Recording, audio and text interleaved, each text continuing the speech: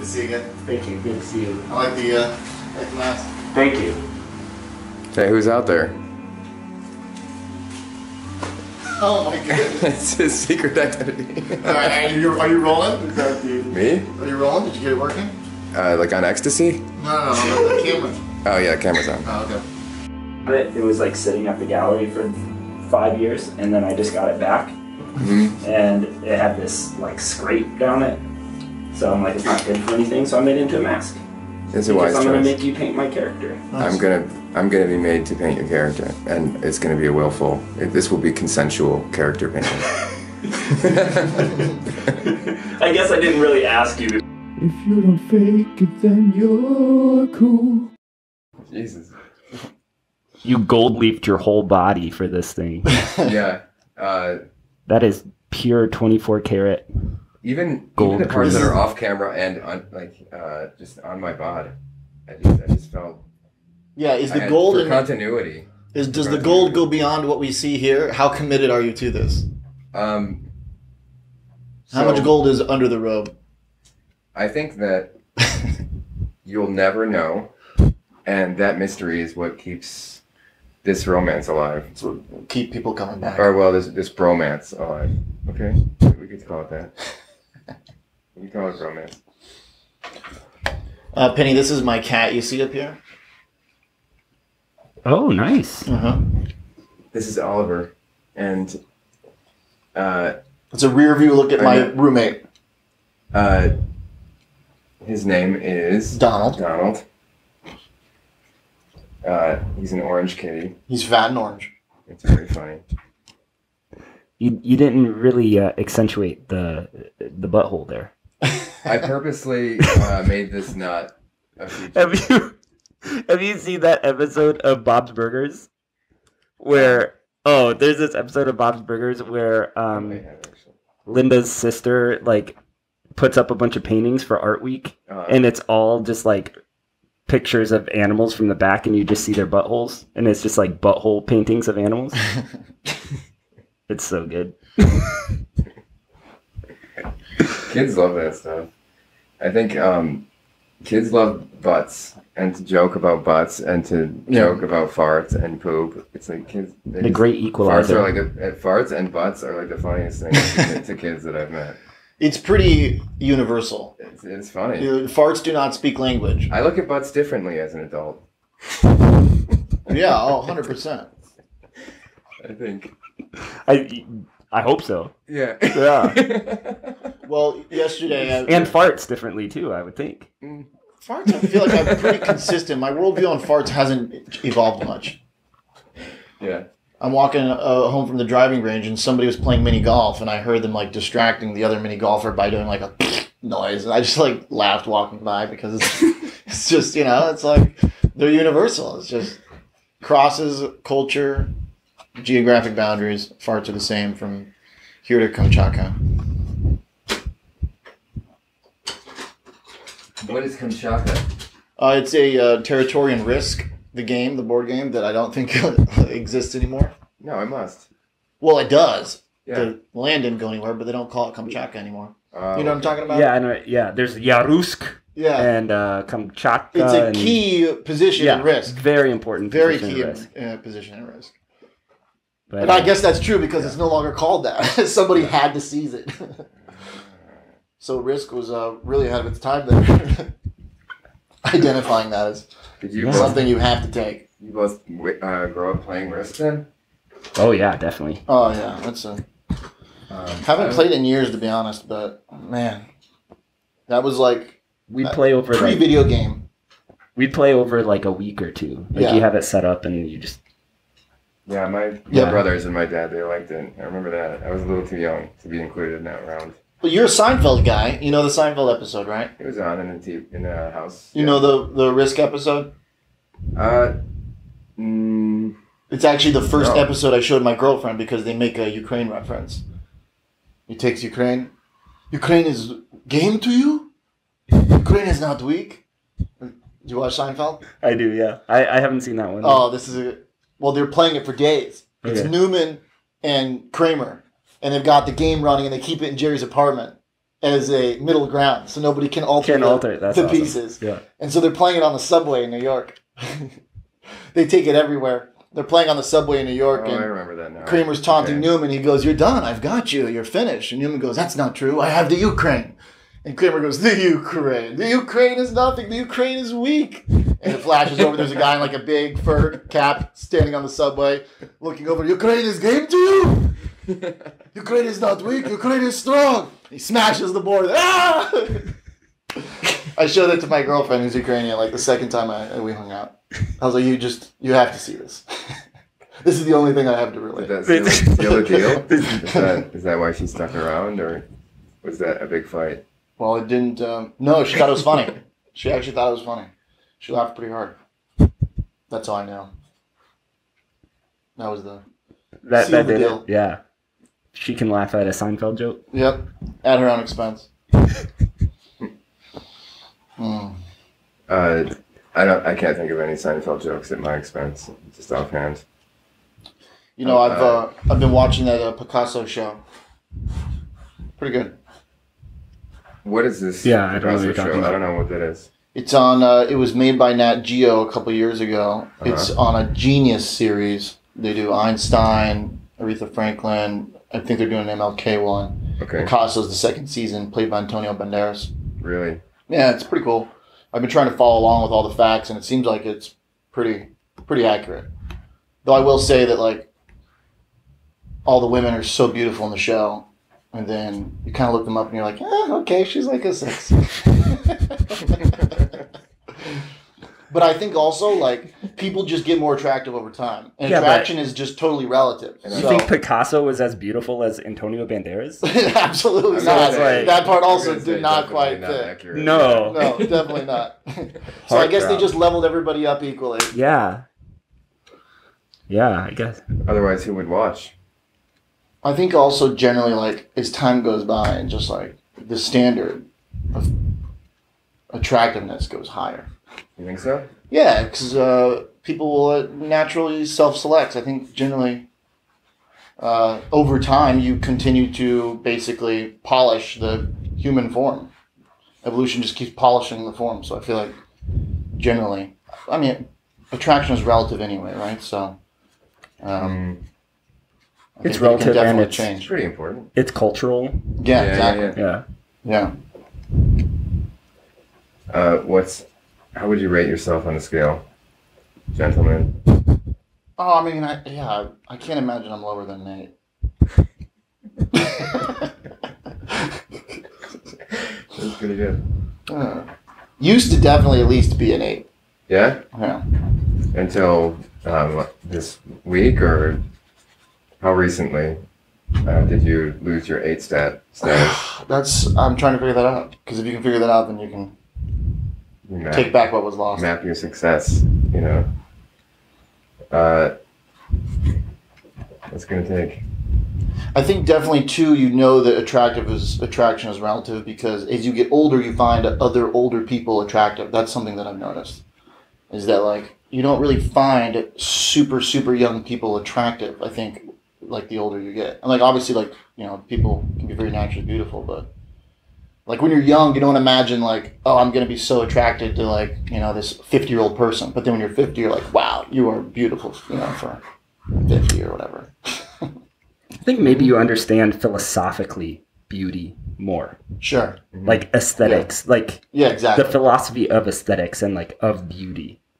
Yeah. 100%. Yeah. Makes more sense. You know what to like, appreciate. because even as a teenager, like if you look at a painting, it might not mean that much to you, but then you look at that same painting in your 30s and it's an entirely different experience. Totally. I think it's because I understand beauty, like the philosophy of beauty more, which was... Can you expand on that? I mean, not really. I mean, Well, I mean, it's wisdom, right? It's just wisdom. No, well, aesthetics was a really important aspect of philosophy. Yeah. For ancient thought. So like when all these ancient philosophers talked about philosophy, a lot of what they talked about was beauty, and like because beauty is like an aspect of wisdom, and like even in biblical literature, like beauty and wisdom are connected. So it's like to call someone beautiful isn't necessarily to talk about like their physical, Right. but it's to talk about something deeper. Yes. And I think that's why when we talk about beautiful paintings, like it's not just about something that looks good, but it's about something that has some kind of deeper aesthetic meaning. Absolutely. Well, I mean, it makes sense, and it's basically proven that that is true by it's synonymous with wisdom, because wisdom, if we agree, is something you attain over time, which I think is pretty indisputable. Then that would make sense with the statement that you're going to appreciate different types of beauty the older you get. Your spectrum of beauty is going to widen out the older you get. And probably when you're younger, if you're physically thinking specifically about like a body type that only exists at a certain age, you're not going to understand how to appreciate the older beauty of that until you have acquired wisdom.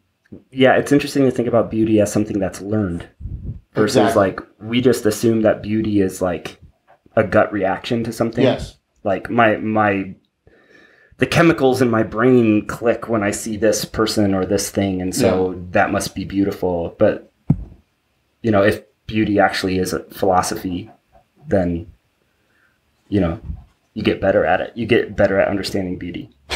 I love that doing this, by the way. Yeah, you're saying these brilliant things, and now I'm like looking directly into your eyes, so the which face eyes has are you shifted looking down. into? Which eyes? Before I was looking into these eyes, but like now I'm looking into these eyes, and it's freaking hilarious. Because it's just this little smirk. I know. That's like plastered on there. I think I told you I'm just like obsessed with making him paint my character.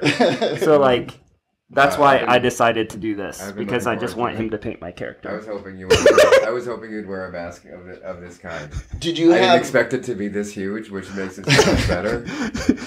Have you seen Spirited Away? Mm-hmm. You know, like those face. forests. Yeah. No, like those forest gods. How they're just like huge. That's what this was making me think of. It's like they just have like the really huge, long head and neck. It's pretty. Did you have a certain character, animal in mind when you came up with your design? No, not necessarily, but retroactively we call it the buffalo suit. The buffalo. Okay. Yeah. But it's like, you know, it's a cow or something cow-like. But it has very human features in the middle. Oh yeah, it's definitely a costume. Right. It's a person wearing a So costume. it's a person wearing a costume. Okay. I feel like when you look at that, you could interpret it either way. Like this is a different creature, or it's a man wearing a costume. Oh, okay, sure. Yeah, and right now this is a man wearing a costume. What? That's a man wearing a costume. This is a boy wearing a Batman mask. Yeah, when I first started, I experimented with like a lot of different costumes. And I still put them in different costumes sometimes, but this buffalo one is the one that has kind of stuck the most. You definitely changed the colors on it. Oh yeah. All the time. Colors change. Definitely colors change, and features change, and all that stuff. But and sometimes the costume changes, but it's just how early was this one you made? You said you made this for something and you never used it. This is the date on the back says 2016. Okay. So this is a 6-year-old painting that I'm cut a hole in and put on my face. That's pretty good. Yeah. It had like a backing on it, so you could like stand it up. Oh yeah. It must have been like a cutout of something that you could like stand up. So it had like this thing on the back, and I cut that off so I could cut a hole. Have you done that often? I remember seeing Don't Fret. It was doing that with his characters and kind of bringing them around and taking pictures of them. There was some. Yeah, it's such a good idea. It's pretty funny. Yeah, I haven't done it very much. Yeah. But you can see a lot of them together. You know, you should have a bunch of people wearing them at the same time as like a herd. You know, a herd of buffalo. That's a good idea. That's a good idea. Yeah. I saw something someone did that was pretty cool. That was your symbol, but it was another artist who put something on the street where he like patched them all together into like his own like collage type of thing. It was pretty cool. Of my character? Yeah. At first, when you look at it, it looks like it's just like some kind of shape collage type thing, and then you look, and it's actually your character like over and over again. Oh, it's probably it's pretty cool though. How long ago was that? I don't know. It was an article. I looked you up Oh a couple wow. years ago. Yeah. Well, Jeez. Wait, you've been following for a couple of years, or you looked him up before this show? Today. no. This I morning. mean, like your stuff has always been in Adam's like. It's in yeah. Before his gallery or before that, I feel like you were one of the For Alan, first. you When I mean? first started hanging out with him, you were like one of the first artists that I feel like I started Been to around. see repeated in Chicago. Sure. When I started looking, you know what I mean? We've been around. And each when I other, started paying attention, looking I around. don't know how more many for years art. now. Yeah, we've been around each other at least 5 or 6 years, probably. Back when you shared that studio space with Alan, Yeah. and in the what's the name of that building? The Flatiron Art. Flatiron. Yeah. Oh, I'm sorry. The edited. But can we say Flatiron? I think so. Oh, okay. I don't know. You just made a face, so I was I was confused. like, wait, I'm remembering the did era. you ever? Oh, I'm remembering You the paid rent, right? Me? Hell Like no, we've I been didn't. looking for this guy for years. We caught him on it. There he is. No, gold I member. did terminate my lease early because of the insane 4 a.m. rock bar that opened downstairs and made it so we couldn't even have the poker games. We couldn't have any events. That was a shame. Do you remember when we tried to have the one and It was very loud. it was like dissonance in your mind because the music's so loud. We couldn't listen to our music too. Yeah. So we were just kind of like, we have to listen to this muffled, like heavy bass music. It was It was a group of people at an event like that I live paint with Oliver. Yeah, so I had to get out of that studio. We've been doing a poker and paint event for some time now. Cool. Me and Alan I don't came know up how with many the idea. years. Probably about 2.5. about a year before COVID. About 6 months before COVID. Mm-hmm. It's about like 2.5 years. It's Where we all get together, we play poker. He paints the whole time. Cool. I haven't seen that. Oh, it's awesome. Pretty There's fun. Yeah. there's probably how many of them? I A actually dozen haven't now? shared them online in any kind of post really. They're fantastic. Because I wasn't sure about the legality of the games, and I wasn't sure about like Well, we don't take a, the we don't take a space rake. that I was using. We don't take a rake, and it's all fake money. So We do use Yeah. Monopoly money. That is true. what's up? We do use doubloons. Yeah. No, we use Bitcoin. Also fake. Fake Bitcoin. I have You three have of them, and three there's Bitcoins? probably I have 3 poker paintings. Oh. How many are in existence? Probably 10. Mm-hmm. Yep. Something around there, yeah. I mean, some of the larger ones were really cool. Somebody typically final buys a one. painting at the end of the game, Cool. or we'll all put in like money into a pot, We've Yeah. been doing and that. then whoever wins that hand will get the Lately. painting. Yeah, Cool. we've been doing Yeah. that lately, and it kind of guarantees the sale of the painting. Yeah, So right, it's right, sort right. of like I'm not just like a party clown. Right. I get to be a professional. Not quite You don't the have to. opposite. You don't have to walk home with like a guilt painting. Yeah. Be like, didn't do It hangs good on your- enough job. Just hangs on your wall to remind you nobody Yeah. wanted to buy this. Exactly. I Yeah. know. Well, you said you like doing shows where you can have a lot of pieces. One day we can do the poker show, and you're going to have like 20 different, Yeah, that'd be fun. of the same Well- style painting, and people well, can this see how it show- evolved over time. Oh, that too, of course. You're When- gonna you're gonna have thousands. The art show, yeah, the art shows that will happen from this show when these are actually shown. I want them to be kind of like mixer events. Yeah, sure. Like strangers meet on the show, and that's awesome. 2 people have Penny, another different Penny, has went on to create a product with a friend who she was on an episode with. Oh, cool. So she had never met Elizabeth before, and they're creating floral candle product. Oh, wow. For Elizabeth's apothecary kind of product line, which is cool. So that's like the ideal thing to happen. So I want these shows to be kind of like events where all the people can come and meet each other and be like, hey, I saw your episode. Even though I don't think anyone who I've had on the show would watch the show. I don't think that's true. But this is going to be great. This is going to be a great event, dude, because everybody can come and you can have all different types of people meeting for like it'll be a very unique style of show Yes, where yeah. all the participants from the paintings I want it to be a culture. will be able to. Yeah, I exactly. want to create a culture with the show, and I want it to be like one where I'm not in charge whatsoever, and one that's not even a little bit about me.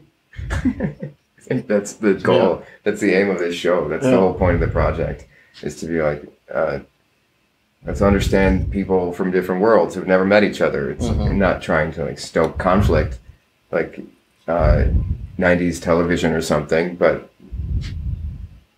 maybe someday. You're not trying to recreate the Maori show? Yeah. You're not trying to do Jerry Well, I Springer? kind of want to be a mix between like Phil Donahue and Bob Ross and Oprah.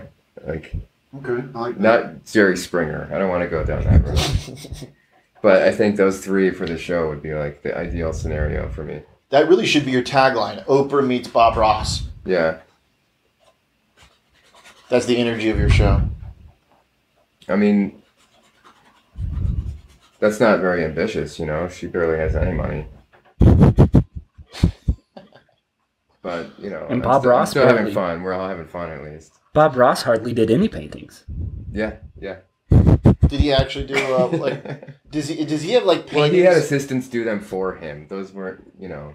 Does he like that have a was a stunt- painting like in a stunt body. museum or like did he do like commissions? What was his main Him? His bread and butter? I mean, was it like the paint show? by numbers? Was it the show? Because if he existed Well, obviously the today, show, of he would have course. sponsors and he would have been like super rich. But like what was But, his but like? I think that if I think he got taken advantage. I mean, I haven't Yeah, watched he that did. documentary, I but there's watched a yeah. And, he definitely was taken for a ride. He didn't even own the rights to its name Right. for any of the products, and his family didn't even get any of the. They don't get the money from the little Bob Ross pencil sharpeners you buy at Blick. You know what I mean? But they don't see any of that. But they're pencil sharpeners. Like what an empire! Well, like, do you know? I mean, he's the whole line of paint, you know. And Yeah, all the this whole- stuff. Oh yeah. Even the name, can't like- How speak about like to the this shirts I and can't stuff speak where to people this have Bob Ross on the completely. shirt? I might be wrong about this, but this is how I remember the movie. I might be remembering incorrectly, but that's how I remember them talking about that in the movie. Was how much his family got kind of like upset about that bad deal. But you know, it sounds to me like Bob made a bad deal, and that's kind of on Bob. it's on this sweet man who just wanted to paint all the time rather Yeah. than on the industry. Yeah, That's what you're saying? yeah, it's his fault. Oh, okay. Wow.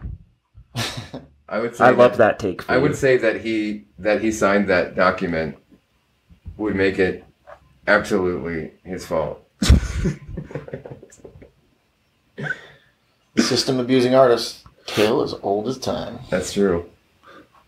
Just Well- about as old as Beauty and the Beast. That's also generally what Kanye has been saying that people are labeling as hateful bigotry. What's that? That the entertainment industry is was very unfair and biased to him. And Is that true? I mean, I don't know. Probably. Of Probably. course Why it's wouldn't it be? true. You know, It must be. that's It must be. It doesn't so- take much to believe. not just because you know. It's like just because he's extremely rich now and controversial, Mhm. people will say. But like, let's be honest, the system abuses artists at every level, basically. So And I'm that's how I sure like it. if he says it's happening, if it happened to him, I tend to believe him. If there's money to be made, It will be made. people will creep in and. That's why I feel yeah. like people, when they hear from Kanye, he's like, all right, well, he's worth billions, but his argument is that he should be worth even more billions. So they're like, all right, sorry, I'm not shedding tears for you. But, hey, I shed You tears are- for him. yeah. He still bleeds. Doesn't matter how much He shit still is. gets If you don't get what divorced. you deserve, if you don't get what you deserve. That's then- that Donda album's sad. He sounds Yeah, so really sad. Did you hear you do? I have think not. so? I have not listened to it. Oh, He yeah. sounds sad as just. He so has for sad. some time.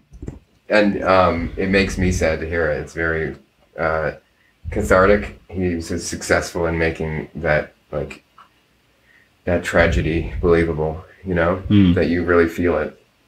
I mean, it's not that even it's him. It's just you hear the way that even the way other people are singing, and he's kind of using them, I think, as extensions of his story he's telling. I think, about his divorce. it just seems like the other people are only stand-ins for him because he can't sing with their voice or something. It was like it just felt sad and like it was really coming from him. It was. I thought it was very successful in that way. Well, and that's, also I was going through honest. a bad breakup at the time, like when I was listening to it, and I was like, "Jeez, this is right on the money." Isn't that great when you find something that just so happens to match exactly the state of mind that you're in? Yeah, it's that really is. I guess that's what you want from art. Yeah, I guess that's so. why it's relative, because the more experiences you have, then the more art you will be able to relate to if that art's trying to convey a certain emotion. Your experiences build the amount of emotional capacity you have. He's been very honest now. The first line of the album "Yeah" is when he says, "Today I seriously thought about killing you."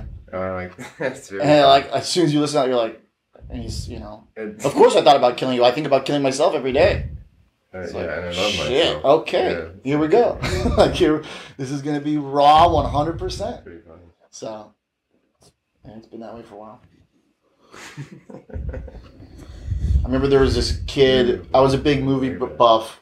I am a big movie buff. I watch a lot of movies, and there was this kid in my English journalism class who was like the movie reviewer on the school newspaper, and he was like super smart, in retrospect, brilliant guy. I think I was probably like threatened by how smart he was because he was like very nerdy and very intelligent. But he was also like, easy to pick on too at like that age because he was just like, the biggest nerd. You're a bully?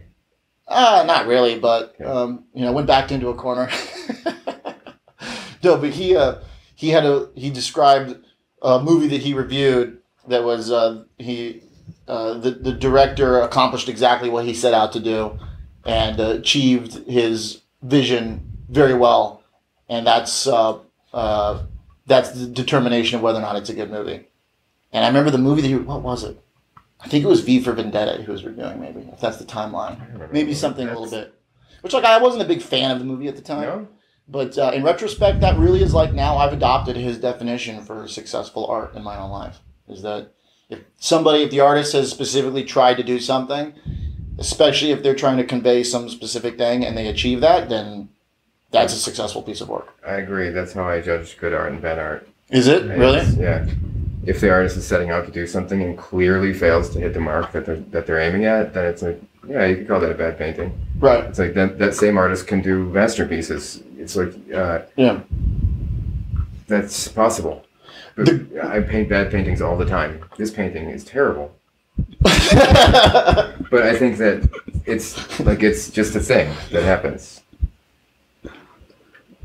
Well, and it is possible. I think it is. And so there's that, of course, the kind of popular idea that you teach kids, that there's no such thing as bad art. And I think it's like everyone's setting out to do something. There's such a thing as failure in most things. But then, there are so many things, like our dearly departed Mr. Ross said, how he called things happy accidents that happen in paintings. So like that's kind of the toss-up there, because so much of expressionist painting and so much of accidents that happen in art are what make them like tip over the edge to make them like great pieces. What do you mean, like you'll make a mistake the chaos, physically? When chaos is introduced to it and it's like a fortunate situation happens, then it's just sort of like, wow, that was like magic. It felt like magic. You're saying mistakes that you'll actually make on the canvas? So yeah. So that will you'll decide to keep some things that you hadn't intended to put in, or that your conscious mind maybe isn't capable of putting in. Then you're just sort of like, wow, that was a lucky little moment, and I'm gonna keep that looking exactly that way. I love Bob Ross. Yeah. But are you saying his paintings are like beautiful masterpieces? Because no, but that's the thing not. Is I don't think these 25-minute paintings he does are beautiful masterpieces. No, I don't think so. But the art is more than just that one painting he's doing. The art is the lifestyle. The art is the mindset. The art is the framework that he's created. So. And so like that's why he embodies this thing that's bigger than just those pieces. Because if I'm really honest, like I'm not moved by his artwork. Right.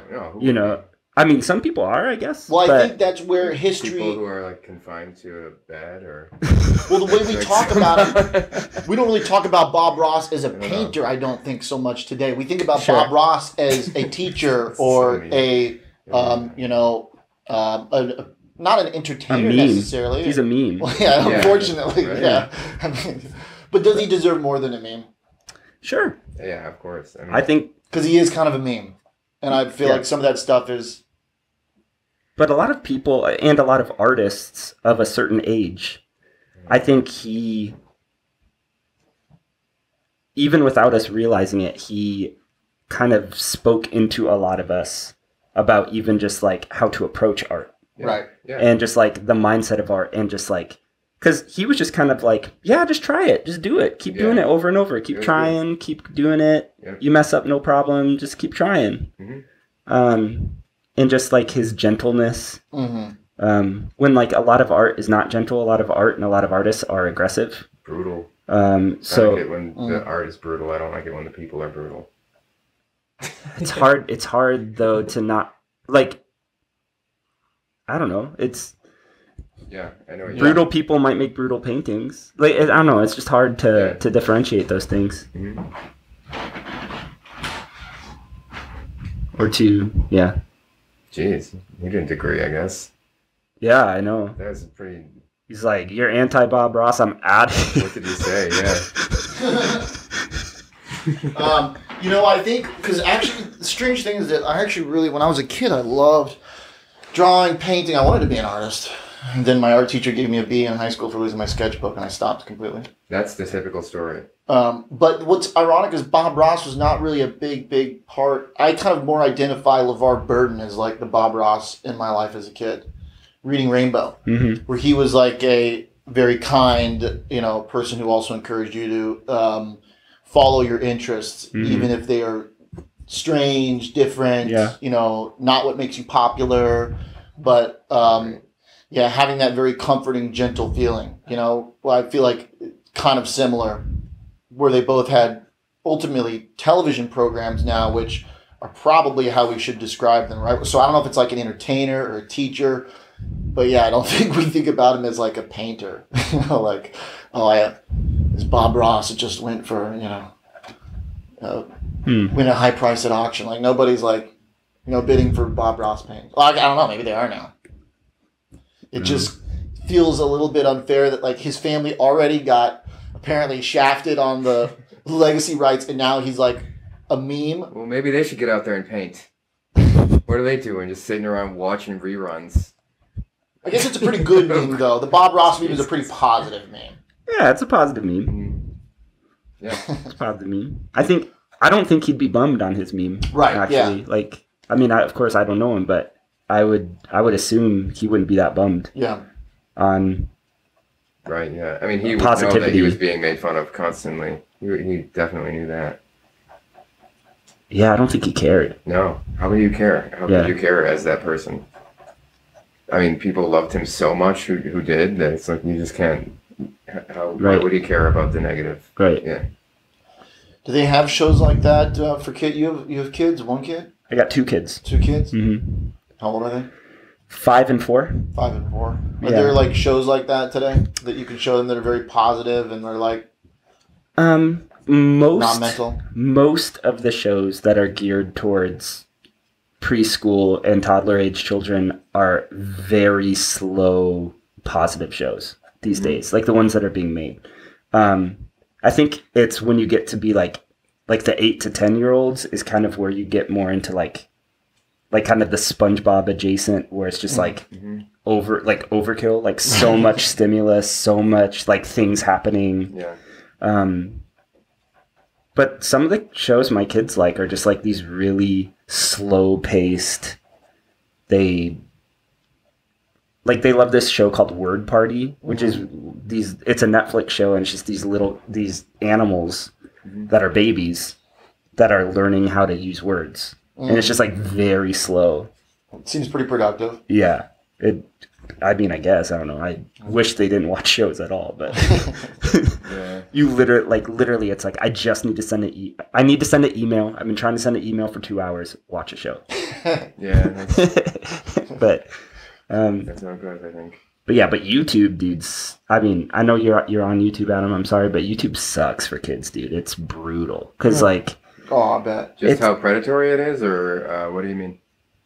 The quality of content is low? Well, a lot of what, like, the content that's geared towards children on YouTube is just very like intense, fast-paced, product-based. Yeah. Dopamine rushes. Yeah, Like like a lot of very unethical. Yeah. And selling, like, Creating toy addicts. reviews, Like, toy creating reviews and stuff. lifetime addicts. Yeah, It's real bad. It's really bad. yeah, it's brutal. Yeah. I'm not surprised. Yeah. I wonder, like, when I have kids, if and when, it must be hard, like, choosing what content to show them that doesn't show your own bias of what you like. You know what I mean? Like, I want to show them, like I want to play, like, Zelda Ocarina of Time. Mm-hmm. But, like, am I going to make my kid play, like, an old-ass video game? Like, by then, where they're Some probably do. playing, like, crazy stuff. Like, I don't know. How much do you want to... Yeah, it's hard because you don't want to be necessarily a parent who, like, you don't have time to pre-watch every show. Right. And, like, I mean, I grew up with, like, a lot of fundamentalist Christian friends who, like, their parents wouldn't let them watch anything. Oh, yeah, so they watch VeggieTales. Right. Like, Yeah. one of my good friends... Everybody knows a VeggieTales kid when they're an adult. Okay, you only watch VeggieTales. Like, one of my good friends... Her parents wouldn't let her watch Rugrats as a kid because they didn't like the way the kids talked to each other. Oh, yeah. And so, like, stuff like that where, like, Right. some of these parents were just, like, really aggressive about what they would and wouldn't let their kids watch. Mm. And part of me, like, now that I'm a parent, I understand a lot of that. Right. Like, I really understand wanting to gauge what your kids are consuming and how much your kids are consuming. Yeah. But it's so hard to balance that because it's not possible for you to do that. Preview everything. Yeah. So you probably fall back on the stuff that you know. Or the things that are just popular at the time. Like, So, yeah. the things that are How much do popular you trust now. what's popular? Well, and that's part of the problem too. It's so, like, especially when your kids go to school and, like, all the kids are talking about a certain thing or wearing a certain thing. It's now Yeah. your kids also want to talk. So my son has never seen a Marvel. He doesn't know anything about Marvel. And because, like, my wife and I don't care about that stuff. We don't Right. watch this superhero stuff. But then, like, my son he's in kindergarten and he comes home and he's, like, talking about Iron Man and all this stuff. It's like, what do you know about Iron Man? And it's just, like, what he's picked up from osmosis, Yeah. Right. And Well, they so, want to fit in. Well, that's what Yeah, kids for that, sure. like, your And kid's it's- going to make yeah. the choice, though. So, like, if he To finds some the need that extent. he really wants to investigate this Iron Man, like, then he'll investigate it. yeah, which is cool. Like, we can explore Iron Man. I know very little, Right. but we could explore that. That's cool. Yeah. But it's... But what do kids that are Yeah. even 5 know about Iron? Like, isn't that like you read comics when you're like 8, 7 to like 12, and like the movies also are like there's a lot of violence. Like, it's like why are like 3 to 5-year-old kids like already so in the know about like Marvel stuff? Anyway, I don't know. Isn't that early? I mean, maybe. Maybe, but they do. I don't know. Yeah. Yeah. So it's just you can't balance all that stuff. But to answer your question, there is a lot of very slow paced, especially for like toddler age. There's a lot of very like slow paced. Nothing quite as intentional as like a Mr. Rogers or something, but there is a lot of very slow paced stuff. Right. That's good. Which is nice because a lot of the fast paced stuff is just kind of overkill. Yeah, it feels like there's, like, I even feel the effects of being such a tech, engaged child that, I mean, I guess our minds will develop, and it's more like the rate of change of how fast tech changes that will determine its propensity to kind of stress our mind. Where tech moves so fast during .com and the video game revolution that it probably had an effect that, I think we are already figuring out that is pretty detrimental. But I don't know. Maybe there will be future generations whose minds grew up with it, so they handle it better. But like, I just can't imagine putting a bunch of that stuff that I see today that's so fast paced in front of a child. Because like, I know that there are detriments of the tech that I already engaged in, and it's not even as fast as this stuff. Yeah. Because it's like, yeah, I mean, that's part of the hardship of social media and stuff too, is just like, that's what's hard about being like a painter or being an artist for a job is people are literally consuming thousands of pictures of paintings and artworks every day. Yeah. Like thousands just on Instagram, you know? And so like, as an artist, it's kind of hard because it's like, oh, am I just adding to this cacophony of like things that people look at for half a second and then scroll up? Right. And it's like, do I like adding, like, it's so like art has just become capitalistic, and not in the sense of like making money, because money's cool, like everybody needs money. Yeah, but just like something, more. yep. Sure. And like that's what's really hard for me in the social media age, as an artist, is it's like my art has just become something people consume. And it's hard to balance that, you know. It's like hard to how do you stay true to the thing you want to do? It's tough. Yeah, it's weird. Yeah, it's like you have, I don't know how you do it. I'm trying to figure it out too. It's like you need passion projects as often as you can find the time to make them. Yeah. And that's what's hard to explain to people, because people are like, oh, you could just do this, and this and be, you know, quote unquote successful. And it's like, yeah, but then I'll be unhappy. Yeah, Right. unhappiness is real. Because then all you're doing is basically gaming like the medium of the tech social, literally engineerable outcomes that people are doing, you know?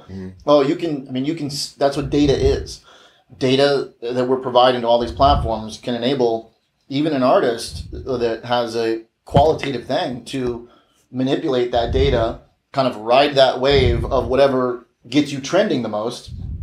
Like I was watching a music video, like I heard somebody was, I was watching something, someone was talking about one of these rappers, Lil something, somebody knew.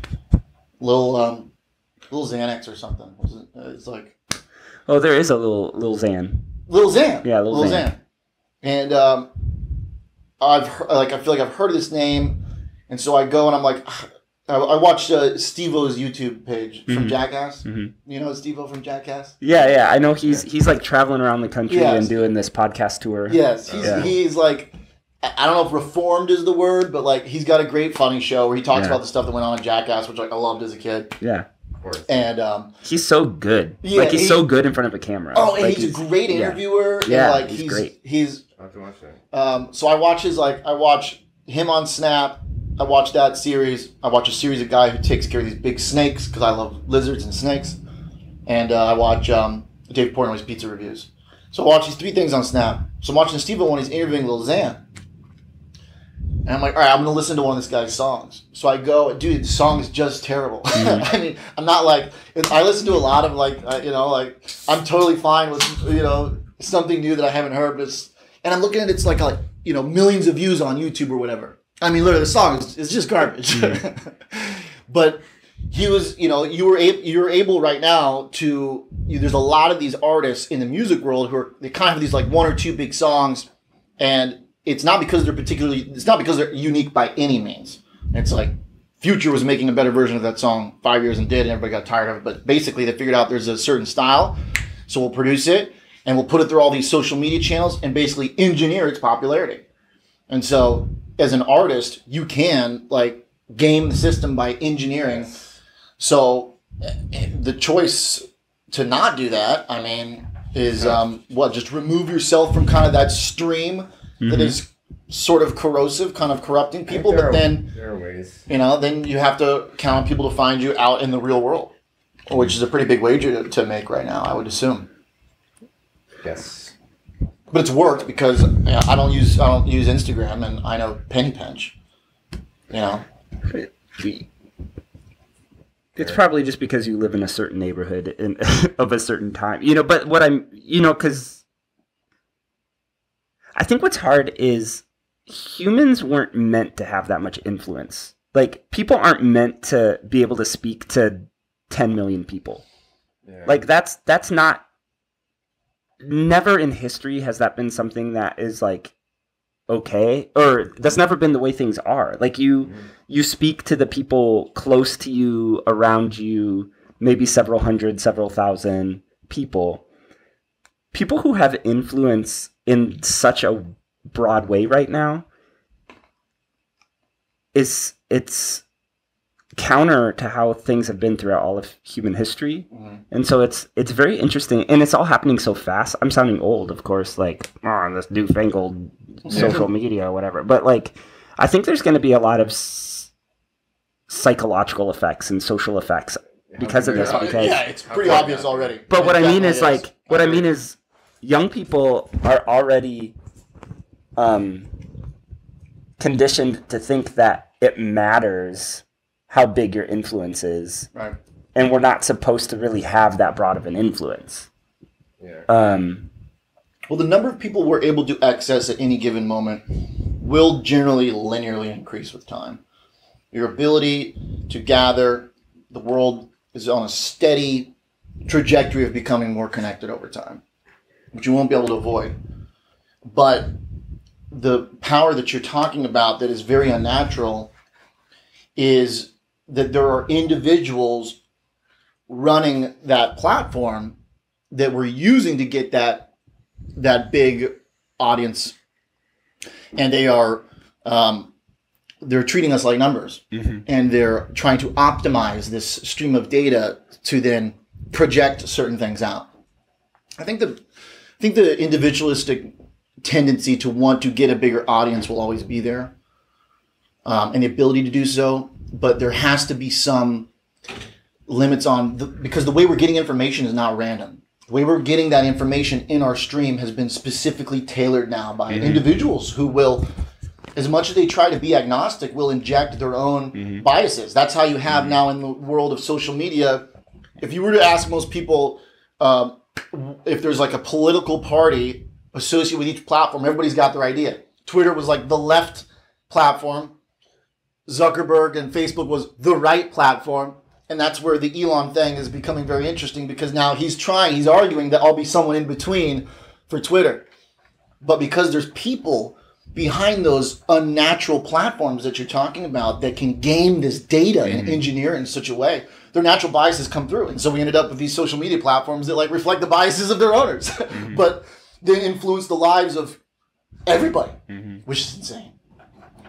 And part of it is because someone like Zuckerberg or someone like Musk, my point is like they shouldn't be having that much influence. Like it's counterintuitive to how humanity is meant to interact with each other. Totally. But man, what I hate about, I'm having such a problem with Instagram. So like for the last like 10 years, Instagram's been like my main like income and my main my like way to connect with galleries and with buyers and that stuff, you know, and like put my products out there and whatever.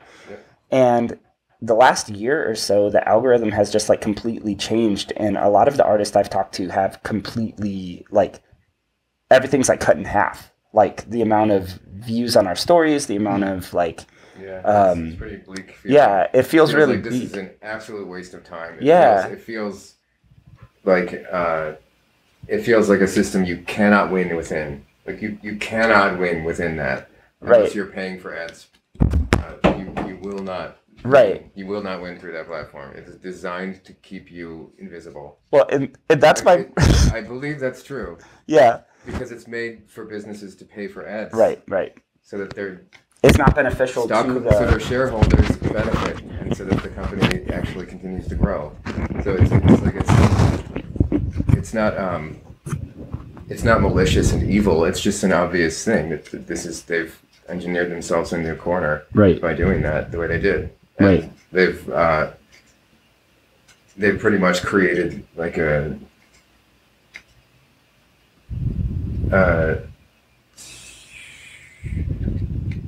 cognitive prison system. It's like people are so hopelessly addicted to social media, and they used to actually be able to get the dopamine that they were after. Now they don't get it when they're used to having it. So they're like they're crackheads who are having their crack cut. With other that's things how it now. is. So now the crack is cut even when it changes dealer. It goes through one more dealer's hands, and it's even less of the actual crack, and it's more baby laxative or something. Like it's like that's all they're becoming. They're just like addiction machines that don't actually even give you the pleasure that you're after anymore. That's because depressing. it's been flipped, and now it's like, oh, I was coming here for this reason. It's no longer this thing. I guess I have this audience here. I have to keep coming here. Otherwise, I'm doing something that is perceived to others maybe even as self-destructive. But am I perceiving it as self-destructive too? Right. So it's like a sort of this strange relationship. I've been shadow banned on Facebook for, I don't know, a couple of years, and I just have this experience where no matter what I post, I don't know how many friends I have, 5,000, something close to that on there. I've had the account for a long time. I've been an artist a long time. It's like, that's how it goes. And that's just like, it's not a page, it's my account. Right, yeah. That I post from. So 5 likes on any given post is a bizarre feeling. Right. When you have that many people who have met and subscribed to you. Right. And you cannot access them no matter what you do, no matter the quality of your content, Right. no matter the quality of your character, no matter what, unless you buy ads. Or if you play that's in... so sick that Right. would still be in place as like the primary form of this thing. Or if you play in what? If you play into their game of... Like, so they want everyone to do reels. Right. But like my Exactly. thing is I'm a visual artist. Like I do reels from time to time for sure, and I'm happy to do reels from time to time, but like I'm not going to do a reel of one of my paintings, you know, like I'm a painter. Like I work in the visual realm. Why do I need to take a video of the visual thing? I don't know. So it just Because our attention spans got tired of just pictures. Not well, because it no, helps. because They needed to probe them more. well, the algorithm isn't actually... So my problem as a consumer of Instagram is that the algorithm doesn't actually care what I like. The algorithm cares what will keep me on the platform, which is like a really important difference. And I get so mad at it because it's like, you know I don't like this stuff. Stop showing me football highlights. But it's more Wait, interesting. somebody else using your account? I don't see football highlights. Dude, it's just like, cause well, I don't know. It's just like they know I'm a 35. Yeah. They know I'm like a mid-30s white man. Yeah. He must like football. He's from Chicago. Here's some, you know, because like I also don't drink alcohol, but like it's just like, oh, here's all this alcohol content, you know, and it's like, I don't know. It's just like, because they don't actually care about what I want to consume. They care about what will keep me on the platform. Which I understand because they are a business and businesses are meant to work that way. And I am a contributor to their business, but I'm not necessarily a paying member. Yeah. Well, And so- Facebook missed out on a big opportunity with Instagram, actually, to your point. From a financial standpoint, they should have turned that business into an e-commerce. Like if I were Zuckerberg, and this is what a financial corporate decision, what I expected them to do some years ago was to turn Instagram more directly into an e-commerce platform, because they should be able to take all of the things that we like and we want and put them in front of us to buy, which they try to, but they actually don't do a very good job of it. So now it still is this like social media platform, and their attempt to make it into like I don't know, I haven't been on for a couple of years, but their attempt to kind of turn it into that e-commerce platform kind of flopped a little bit, which was part of the reason that they needed to then try and do this whole meta thing, which is, you know, now I'm thinking about it from the stock, from the investment perspective, and they missed out on actually turning it into something that would be a little bit more relevant to people, you know, because they would like put stuff in, when I was on Instagram, they like put stuff in front of you that like, you know, yeah, you searched for a shoe, so it's like a shoe, but it's like I never converted into a purchase from there. So they missed out on that from that standpoint. But now they want to push the metaverse. What's the metaverse to you? I mean, I've been living in the metaverse for, I don't know, decades. People act like it's something new. Been playing online, video games online, cards online, since I was 15. So it's like, it's funny to hear people talk about the metaverse as like a new thing when, I mean, really other than like Roblox, which kids play, is like a true metaverse. Yeah, most of it is garbage. It's just like a new way for crypto people and other charlatans to like pitch some new tech that's not going to do anything for us. Tech really hasn't been doing anything new productive for us for like probably 3 years. No? No, not really. Really? Yeah, blockchain really, there's very little evidence that it does anything productive at this point. Metaverse is just derivative on what's already existed for years. AI is getting better, definitely, but self-driving cars, which is like our standard for AI right now, is going a lot slower than expected. So you work in the tech industry, right? Markets, finance. Okay. But it's kind of inevitable to think about all these things because all these companies have been the driving force for the market for Sure. the last decade. And that's why basically the market is crashing. Part of the reason, it's a big misunderstood reason behind why the market is crashing. It's not just the fact that we're raising interest rates, but it's also because we pulled forward tech demand by like a decade. And so we pushed all of this demand forward for cloud computing, AI, remote computing, remote work, virtual learning, virtual this, meta that. We pulled all that forward by like 10 years. And so now we've basically peaked out on what they're offering from a monetary standpoint and a social standpoint. I mean, we've already discussed a social standpoint. I think we're all pretty much in agreement that the major existing tech platforms are probably now detracting from society a bit rather than contributing. Mm-hmm. And from a financial standpoint, that is now true as well because all of these companies have reached peak growth and they're never going to get back to the rate they were growing at during COVID. So from a financial standpoint, the investment thesis is... What will they do? They'll get super aggressive, won't they? Well, it's going to become a very bitter war to combine and merge. There's going to be a lot of companies that are public are going to go private. A lot of companies that are public should never have gone public. Right. And it was a huge, massive blunder of a lot of different people, but arguably probably the biggest financial bubble that we've ever been in, even bigger than .com. We had a bunch of these products that came to market that didn't even make any money.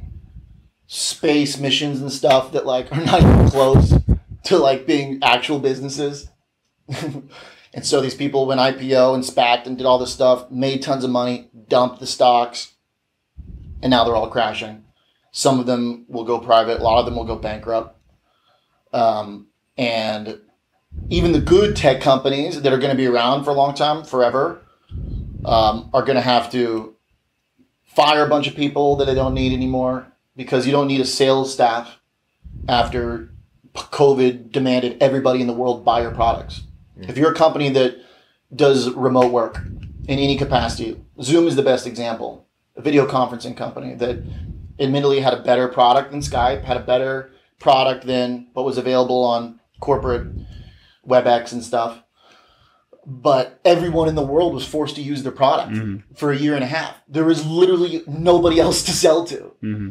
Anybody who wanted to have a functioning business or have a functioning life in many respects to communicate with other people had to use a video conferencing product. Mm-hmm. So that's the most extreme example of a product or a technology that will never surpass its adoption rate from the last 2 years. And so adoption equates to sales. So even cloud companies that are monitoring and maintaining all the servers for us to do all this video conferencing and stuff, these are companies that are going to be around forever. And obviously Amazon and all these businesses, e-commerce, they're all going to be around forever.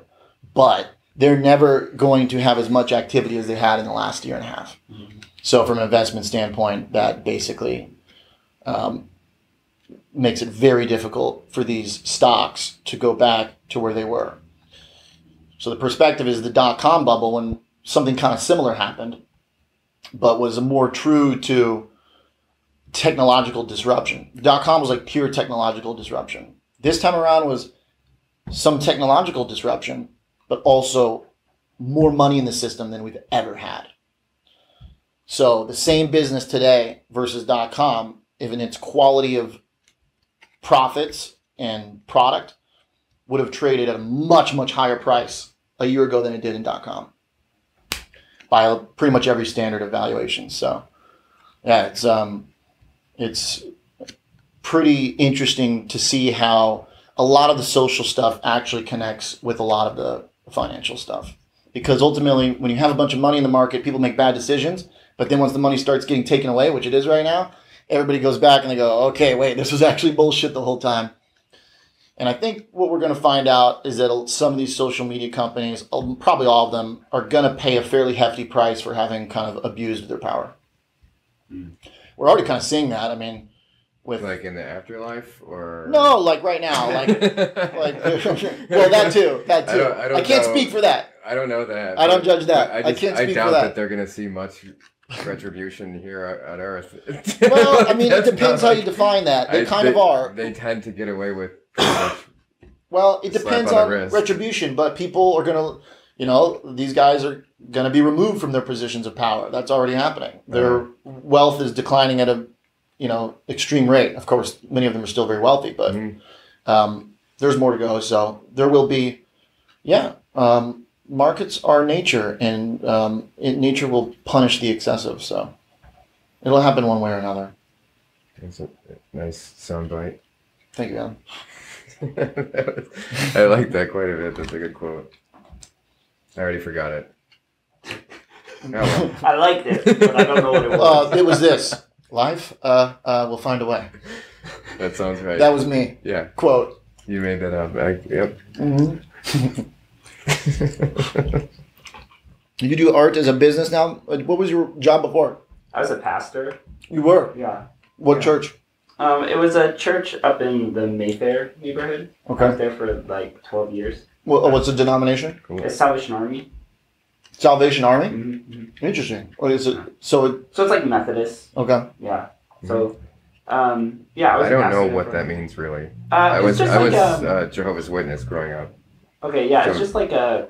Is it just a version of the Christianity? It's a version of Christianity. Okay. Protestant Christian. Yeah.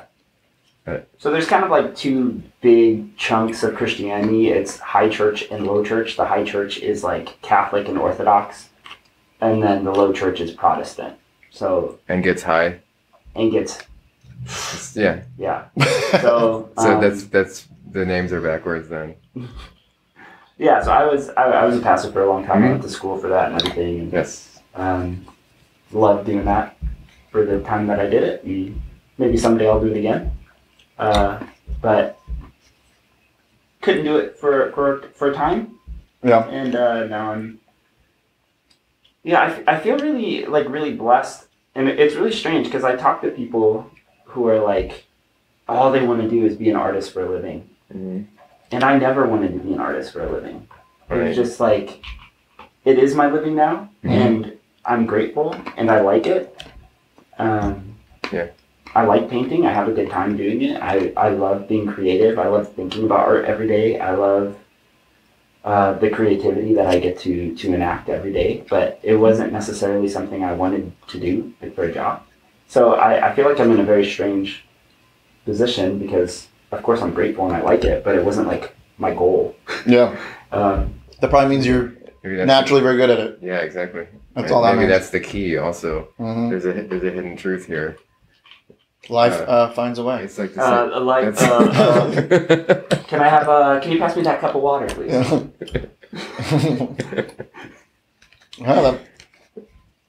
Yeah, you were naturally selected to focus your talent. Yeah.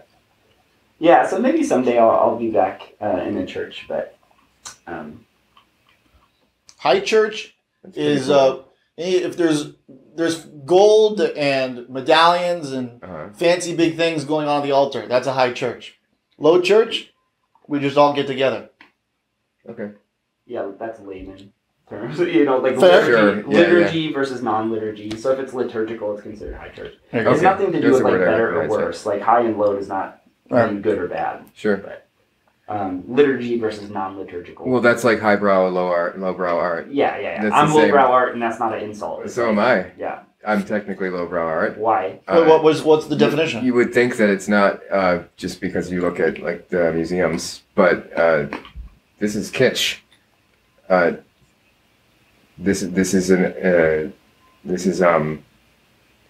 there's no point to doing this for many academic sorts of scholars, and That can't possibly be the I don't know if definition. I agree with modern you. art schools tend to prioritize concept and social relevance in art forms, and this is very much nostalgic to them. So this is lowbrow. But it's lowbrow for a highbrow It doesn't matter. clientele. I think that's just the way the marketplace has sort of kept the academic constraints as the ones who are making the blue chip gallery acquisitions. It's not like it's not a common thing, for an artist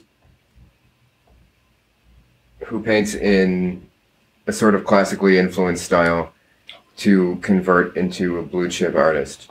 It's not a thing that happens. What's a blue chip There has artist? like the selling for $1 million, Oh. and as a Wow. living artist. So it's not like a common thing, and it's for a reason. It's because that's seen as kind of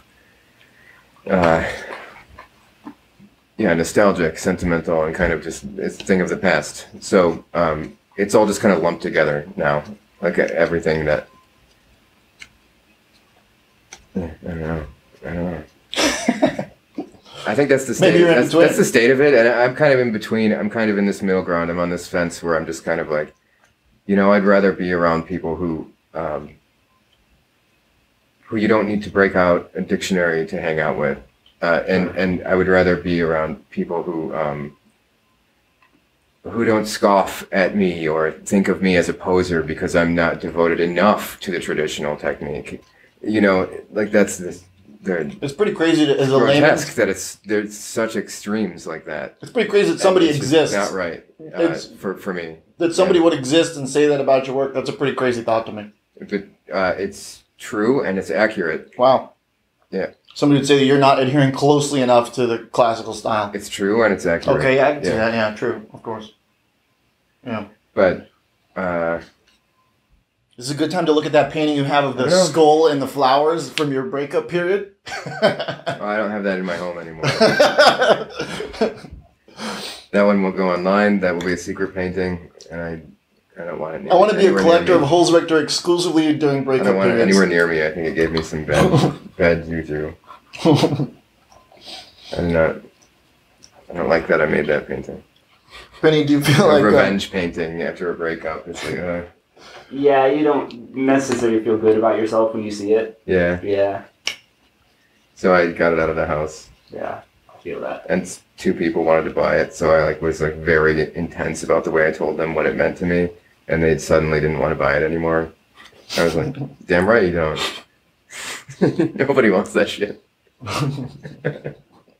I don't feel like I made a mistake doing that either. I think I did the right thing. Love that. just get it out of the house? Just get it away from me. When you're painting in your free time, Penny, is it all Buffalo related, or do you what do you kind of do to blow off steam, or do you use art to do that? I mean, at this point, not really. It's, I go to, I get up and I take my kids to school and then I go to the studio and I work. So it's work, and I'm definitely processing my life and I'm processing what's going on in the world and all of that. But it's work. Yeah, it feels like it's work. It doesn't feel gross. Like work, like work is good. Like some people talk about work as if work is bad. Like work is great. Like if you like your work is really important and really valuable, and humans are meant to work. Yep. Overwork is bad, of course, and systems overwork people. But so yeah, I don't. No, it's not really blowing off steam. It's definitely processing and just kind of reacting. And most of my artwork is pretty playful and sarcastic. Mm-hmm. So pretty positive. Positive, but kind of whimsical. There's wisdom. There's wisdom behind it. It's like a that's. I think there's a deeper aspect of your work that I really appreciate. I try to do like a tongue-in-cheek kind of wisdom. Like it's an ideal thing for me is where you can look at something and kind of chuckle, but if you decide to think or look a little deeper, you're like, oh, that means something. That's kind of the sweet spot for me. Is that's kind of my sweet spot. But for me, like letting off steam, like I've been in bands my whole life. I didn't know that. Oh yeah, I'm a drummer and a guitarist. And, really? I've been in bands since I was. Never talked to you about that. Oh, I've been in bands since I was 12. I was in a punk band when I was 12, and in a bunch of emo bands and screamo bands and hardcore bands. I never knew that. Yeah, that's cool. Yeah, and so music is one of the ways that I let off steam, and then I've skateboarded my whole life, and skateboarding is, especially now as like an older dude where like my legs are messed up and I can't really do anything skateboarding. Now. Well, it's dangerous, but what's nice is like I'm not trying to do anything hard when I skateboard. I'm not trying to do any big tricks. I'm just like enjoying board sliding the curb. It's like just enjoying the simple things, riding a bank and stuff. So we definitely need a video of you with the mask on just that'd be funny. Cutting it up. I wouldn't be able to do anything with this mask. Oh, I bet. That's got to change so much. Yeah. So you definitely like Jackass and Steve-O stuff then, because that's totally skateboard culture. That's how they all started, like skateboard magazines and stuff. Yeah, I was a bit too sensitive of a teenager for that stuff. Like all the emo albums that came out like in the early 2000s are that was me. So I was like a little bit too sensitive. Like I thought the Jackass dudes were too aggressive. And I was like, oh, you're being mean to each other though. Don't be mean. So I'm of that age for sure. Like I didn't like the way they treated their parents. I thought that was that was brutal. That was pretty lighting fireworks in their like I don't think that's funny. No, I didn't like that. I think some of the Jackass stuff stuff's funny. I didn't like that though. Yeah. That was a bad thing. And then seeing some of my friends kind of emulating that behavior toward their parents was like, oof, man. It's always a bad sign for me when someone's like that, like verbally abusive to their parents. Yeah. It's just like, the worst of looks. Something about that is just, it's a very bad sign. It's a bad look. Even if you don't get along, being verbally abusive to that specific person it's a little strange. Then though it makes you wonder, how come that specific person couldn't raise their kid different? You've got a good point. And with that, let's take a break. And when we come back, we'll all look different in a way, but mostly inside.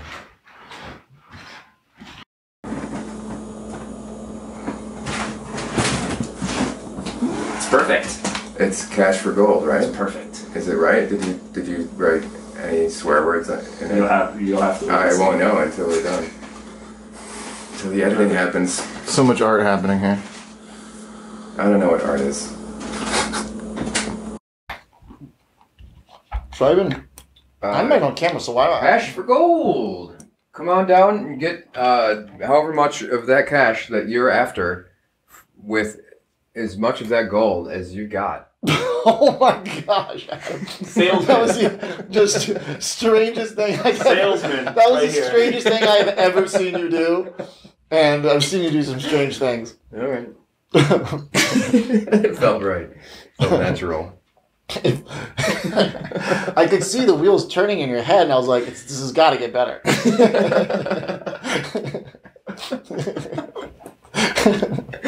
I hope I did not disappoint. Oh, that's funny. How are you, Adam? If I may ask you a question. I'm doing all right. I'm fine. How are you in these paintings? How much are you trying to distinguish one from another? Given that generally, like, every painting is going to have like 70% of the same thing in it. Not really. I changed the background quite a bit. Well, agreed still, but flowers and different also. things, right? Like, Well, your people are changing, which is, I guess... And the layout is going to be similar, right? Like two people sitting in relatively the same place. yeah. Right. Well, we'll worry about that when we get to that bridge. I feel like, aren't we there? Aren't we on the bridge right now? Not really, in my opinion. Okay. I think a series of paintings tends to look similar to each other. And somebody saying, oh, you've got a painting, everybody painting, I've got a painting, everybody painting, is not the worst thing to imagine. True. So I think they continue to improve as I work on them. I develop more of an understanding of how I want to approach it, how I can get an accurate rendering without sacrificing like the joy that comes with painting it. Mm-hmm. And I'm learning to sort of take out as many unimportant details as I can get away with, while also like maintaining a vague likeness of the person. Okay, so you're not too concerned about... Not really. Right. I mean, You better get my likeness perfect. yeah, I feel like Penny's I'm a little is probably stressed one of about the that part easier because easier I think ones. that if I here. don't, it's going to be a real problem. Maybe a legal issue even. My people will call your people. Yeah. What will they call them? What's the joke? Just don't call me late for dinner? Is that the joke? Yeah, that'll work. Something like that.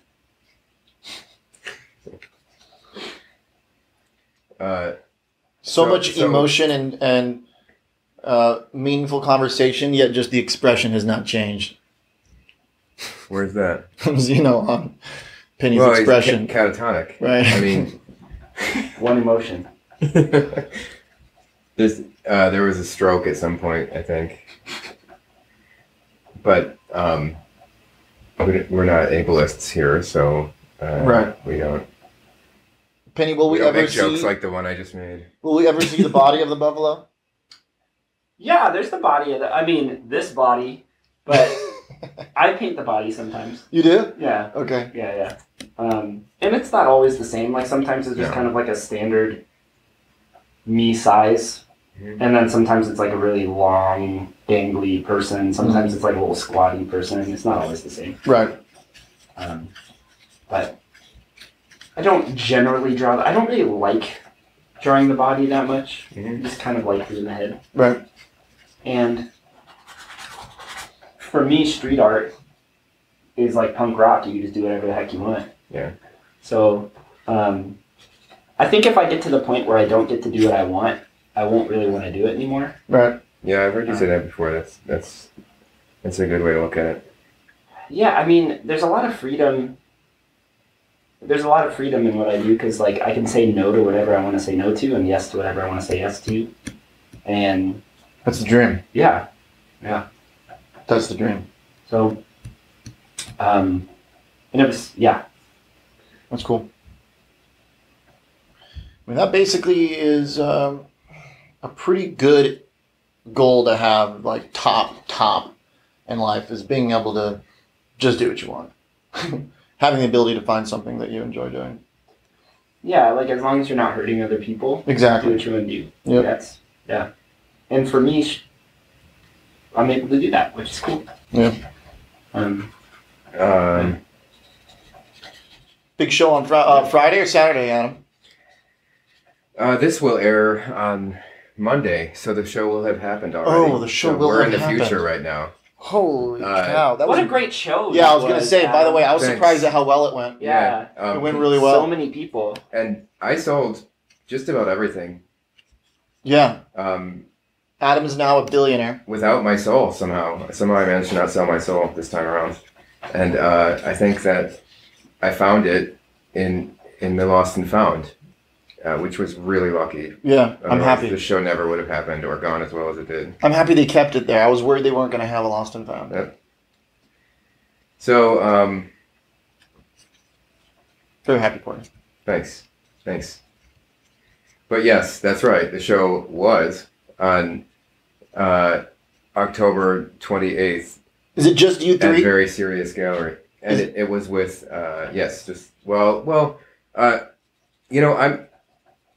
we haven't included Penny in any of the sort of literature. Oh, right. So, but Penny was played the pivotal role in designing these altars with me. Right. And she was there to kind of like, I've worked with her on a commission, on a couple of different commissions with different people where we designed these altars, style paintings, and then now, I wish I could show you, they all sold. Yeah. But You'll never see them. yeah. They're definitely not slightly over Penny Pinch's right horn. But she's creating an installation, or no, she created an installation for the show. Okay, I'm not going to play this joke anymore. You're having a really hard time with this joke. Yeah. You're trying to paint and I know, yeah. I'm past just, tense. trying to paint and lie. And I'm like, that's the biggest mistake I could ever make. Okay.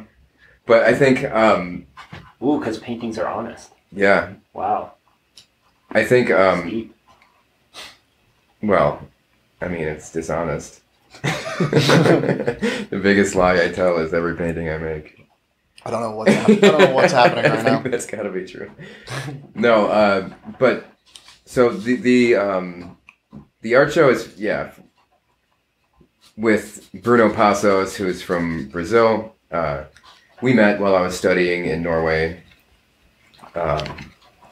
He also came to Norway and studied, and he taught me like a workout regimen, and I had me doing push-ups every morning with him.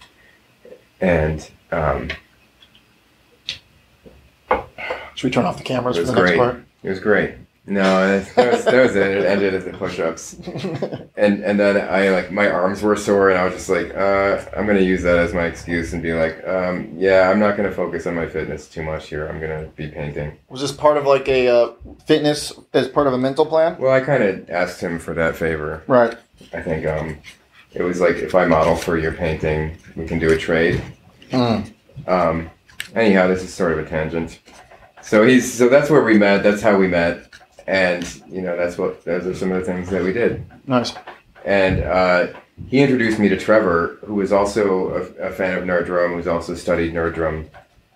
Studied Nerd Drum, not studied with Nerd Drum, is, I think, the thing to say. Because, I don't want smoke coming back onto him and be like, you didn't study with him. People keep saying that you... Oh. But, I think you guys all share kind of similar style. The three of us are kind of interested in similar philosophies and similar ways of painting and thinking. Mm-hmm. And we like the classical sort of techniques, but we're also kind of we're not interested in the stuffiness of the communities. Right. So you paint uninhibited. Yeah. That's good. And that's our favorite painters, who have the temperaments that are the closest to ours are, pretty similar to each other's. So do they both write for the newsletter? Yeah. So we all write for Triptycho, and we've put that off while we've been preparing the art and stuff for this show. But we plan to pick that back up with a little bit more. What newsletter? I don't know what you're talking about. It's called Triptycho, and the three of us write this arts and culture blog / newsletter kind of thing. We just comment on society or on movies we like, or recipes we like, or like paintings we like, and then we share one of our paintings, and the other two talk about the painting and kind of how we observe it and see what we like about it, why it's special, and then sometimes people read it. Sometimes people read it, but sometimes that's been a people lot of watch fun. it. Yeah. So that's been a lot of fun working with these guys, and now we're doing this show together. So I'm excited. yeah, Bruno's pretty cool. Trevor's pretty cool. They're going to be in town, and you can meet them, and if you want to, you could just be like. Ugh. I can't wait to introduce myself as a. You could also just like snub them if you want, like in person. I just want to introduce It's myself not as up to a me what you collector do. of Adam's work. It's not up to me, basically, what you do. That's what I'm saying.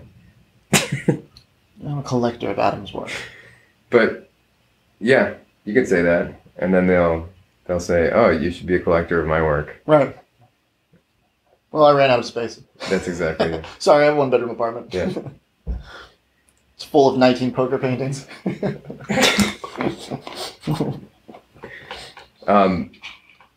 So that's happening. I'm excited about it. We've been planning it.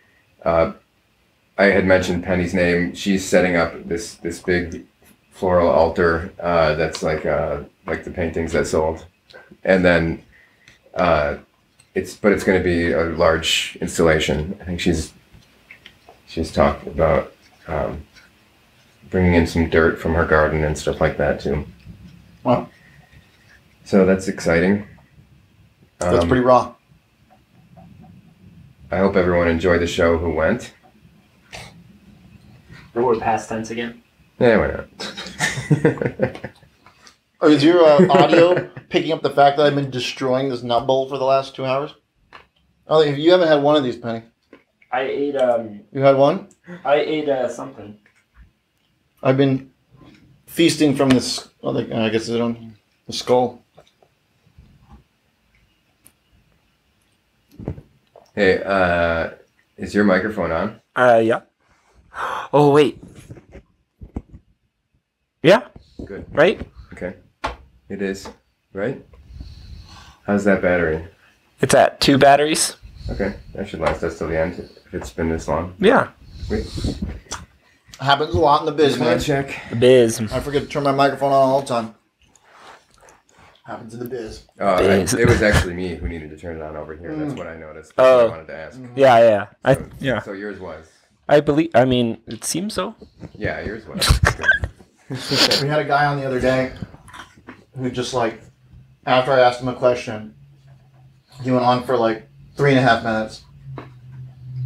And he told me afterwards that, well, later guest on the show, in the middle of the interview live, was like, hey, I can hear your audio guys in the control room, in the production room, so I can't really hear what you're saying. Because they had the channels mixed up, and we're just piping in the control room to the guest in the ear. Oh, so they're hearing all the cuts and everything. They're hearing everything, which is so dangerous. Yeah. Because the stuff that's said in the control, like, so dangerous. And then the guy from the first block of the show messaged me later on the day. He was like, hey, the reason I talked for 4 minutes straight was because I didn't know when to stop because I could hear you guys all in the control room talking. So I'm like, why is this guy talking for 4 minutes? That's funny. It happens. People get fired that way. Definitely. No comment. Yeah. You know. So what are you talking about? You do some kind of show? Financial markets. It's all trading. Mm-hmm. I host a 2-hour show at the opening bell, 90-minute show at the closing bell. Every day. Every day. So you're in front of the camera like all the time. Yep. Yeah. Yep. With the Batman mask. With the Yeah. Batman mask. So this is just like you feel like you're at work right now. Oh. Adam put you to work. Well, yeah. Because he made me wake up at 3 p.m. Yeah. Heartless. Slave driver. Mm-hmm. I had a moment where I was like, man, I don't know if I will be able to. I don't know if I'll have any self-confidence if I miss an appointment at 4 p.m. Because I overslept. Well, it would be an I mean, absolute new low for me. Yeah, that would be pretty low. But I wouldn't hold it against known some pretty low people. I appreciate that. Yeah. I think, you being here is quite surprising because you were supposed to be in New York this weekend. That's right. Yep. But it's like $600 to fly to New York. Mm-hmm. Silliness. So we got people coming into town for your show instead. Tatiana's mom is going to be here. It's pretty enormous. Mm-hmm. That's a big compliment. Yeah. I don't know if he meant it as one. No, it is. 100%. It's all been leading up to this. Yeah, the whole thing. Mm-hmm. So this is make or break. Depending on how the show goes or went. Right. Then we can maybe not ever talk again. Just when you sell for overpriced, make sure you consult me as your financial advisor. Okay. Okay. I want to make sure I can be as abusive as possible. I always get, whenever I wear this shirt, I get pretty interesting reactions from people. It's Kanye's 2020 campaign shirt. Oh, it is. And, I didn't realize that. yeah. I was just like, yeah, cool. Right. God Save America for sure. The last time I was down by the river walk and a guy saw it and was like, hey, I really like your shirt. And he was like down there hanging out with his girlfriend. And I was like, oh, thank you. I said, it's true, you know? And he was like, yeah, definitely. He goes, he said, I said, it's Kanye West's slogan. And he was like, oh, really? And he was like, yeah, I really like how, you know, outspoken he is about certain things. And I said, yeah, I like that he's just very open and honest and maybe a little bit crazy, but kind of a little bit sacrificial in that way. And this guy was like, you know, he's like, and the message is very good too about his religion. And he's like, do you go to church? Do you believe in God? And I'm just like walking around on the river walk, you know. And so like 10 minutes in, I'm into this deep conversation with this kid that literally looks like Justin Bieber. And I was like, I thought I was getting pranked. I was like, because, you know, Bieber's been pretty open about his religion as well. And I was like, are you Justin Bieber? Do you look just like Bieber? Yeah, he invited me to his church, which was, I forget the name of it, but it's like a pretty big one. I think it's like a pretty modern church. Pretty big in Chicago. I might check it out. There's always an interesting reaction when people kind of think about the notion of God saving America. I feel like Kanye had a pretty good, kind of disruptive conversation that got people talking about with mental health and stuff. Just across the board, or is there one in particular you mean? Well, I think just telling people how intense your own struggles are is pretty productive. So when he's literally making his lyrics and talking about the struggles he goes through, it's good to know that there's somebody that is also having, you know, extreme inner turmoil. And I think there's a lot of people that, you know, kind of brush over those subjects where they don't really want to have an open discussion about, you know, his mental health, their mental health. A lot of stuff kind of gets brushed under the rug. Mm-hmm. Turned into a joke most of the time. Well, a lot of times, yeah. Or dismissed. Guilty of that. Or dismissed.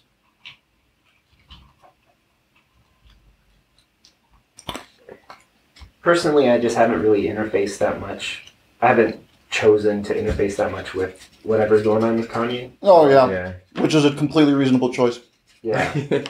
Like, I generally, like, I know, like, there's stuff going on, but I don't even know what it is because I've chosen not to interface with it. Because after he put out that Christian album a few years ago. Yeah, Jesus is Lord. Yeah, after he put that album out and like a ton of people in my life Well, this was what was so funny is like, you know, as a musician, like after, you know, like it was so funny because like the day that album came out, every Christian in the world listened to that album. Really? And all my all my friends who are like Christian musicians and like artists and stuff, they were like, all right, so Kanye puts out an album, you listen to his album, but like I put out an album, you guys will listen to my album. My album's been out for 5 years. And, you know, it's like, it's just funny that like. I wish he lived his life in a little bit more of a way that reflected what he says is important to him with his religion. You know, because like I find that album to be pretty compelling. I find the message to be pretty compelling. I find the lyrics to be pretty compelling. I get pumped up listening to some of those songs where like I want to do push-ups and like I feel an intensity from a very Christian musical standpoint that I would never feel before from listening to, I don't know, maybe like a few songs from like Switchfoot when I was a kid, you know, like got me amped up, and that's kind of how I felt from a few of the songs on Jesus is Lord. But then he goes out and like lives a very decadent secular life in the public image, which is like, I mean, hey, we all, believe me, I'm no one to judge, but it's, I kind of wish those sides were a little bit more resonant, where you'll hear about him like lashing out against somebody he worked with in such an unfair way, you know, or threatening to like kill Pete Davidson and stuff. And it's like, all right, like, come on, man. I want to believe the voice that I heard on that album. Right. Yeah. Claiming to love God, but then hating people. Right. Is you can't go in the same. Exactly. Yeah. Hugely contradictory. Yeah. So anyway, I don't really know that much. I just found out like 2 days ago about Pete Davidson and kid, like my wife was talking about it, and I was like, I don't know what you're talking about. You know what I've realized is because Pete Davidson is doing those Taco Bell commercials, and I'm like, oh yeah, the Crunchwrap Supreme. Oh, is he? Oh my gosh. I just ugh. I've realized that to our point about social media earlier, you can really like manifest outcomes by just stop clicking on things. You know, where like I feel like the point where like Kim and Pete Davidson were together was like, all right, I'm just gonna stop clicking these things, and then they'll break up, because then they'll have to have a reason. If I stop clicking these things, then they have to break up. If we all stop clicking the thing about them together, then they have to break up. I'm so glad that you did, that you stopped. Exactly. And so they keep trying this. Like, you'll see the same like story going around through different social media platforms. And it's like, all right, no, I'm going to not click on this anymore. And it'll slowly disappear. And then it slowly kind of works its way out. And it's like 6 months later, the Island Boys they're bankrupt? I know they're bankrupt because I stopped clicking on their things. That was. Oh, they're bankrupt? Poor guys. I don't even know if they're alive. They got a couple more of them. I'm just kidding. They got what? There were 2, and then they started adding some. Wait, really? They got to like 4 of them. No. Oh, yeah, dude. I didn't see that. I wasn't looking closely, I guess. You weren't clicking. I wasn't clicking. That's right. See? Yeah. You can manifest the outcome these days. It was... I saw one of the Island Boys that was worse than the original 2 Island Boys. Oh, wow. Yeah. Worse in what way? Like worse in... Worse musically. Worse in being good? Like... Worse at being more good? Out of tune. More not rhyming. I never listened to it. I guess I never heard. I think they made like all their money on Cameo. That makes sense. Yeah. Yeah. Good for them. That was a pretty clever app there for a minute. Are people not doing Cameo anymore? I don't know. They might be. I guess they probably are. Cameo seems Why like wouldn't they? Yeah. That was a pretty clever thing that people came up with. I know one guy who worked for them who was in that band Kill Hannah, that Matt Devine. I remember him talking about like working for them, like he, not that he was just doing the Cameo videos, but that he worked for the company. And I don't know where I was going with this. We did a birthday He one seemed like for he Friday. really believed in it or something. I don't know why I did that. I mean, I think it was a pretty good idea, because they had like all these Thank you, Adam. Yeah. C and D grade celebrities. Well, you could find. Well, here's the thing. I don't know the celebrity you're talking about. It doesn't matter. But that's what was good about the Cameo, is because it was only like B, C, and D grade celebrities that would have some connection with like you and a group of friends, you know, where like it used to like it'd be something very specific to your group. Mm-hmm. Like we sent a happy birthday from my friend sent a happy birthday to someone from Ken Bone. Do either of you know who that is? Ken Bone? Yeah. Is he a porn star? No. Sounds. No. Then He no. he was a guy who stood up at a debate in like the 2016 election, and Okay. people kind of like made fun of him online because he was quite a portly like fellow with a funny looking outfit, and he became like this like icon for like a certain, you know, group of people who were interested in that subject matter at the time. So it's just like hilarious. Where like your friend wakes up and he's got a message from this random dude that like went viral 6 years ago. You're like, it was a pretty good idea for business.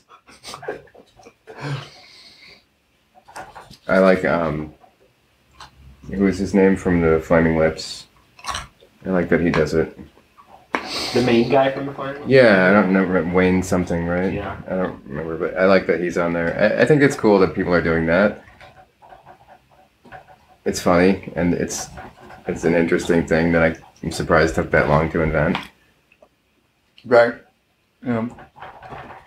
Gary Coleman would have definitely made a killing. But Yeah, that's he the was type gone of person. before it was invented, I think.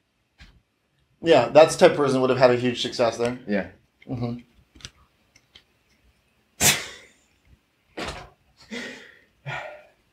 Mr. T. Is he Maybe on it? us one day. Maybe one day you and I could be doing cameos.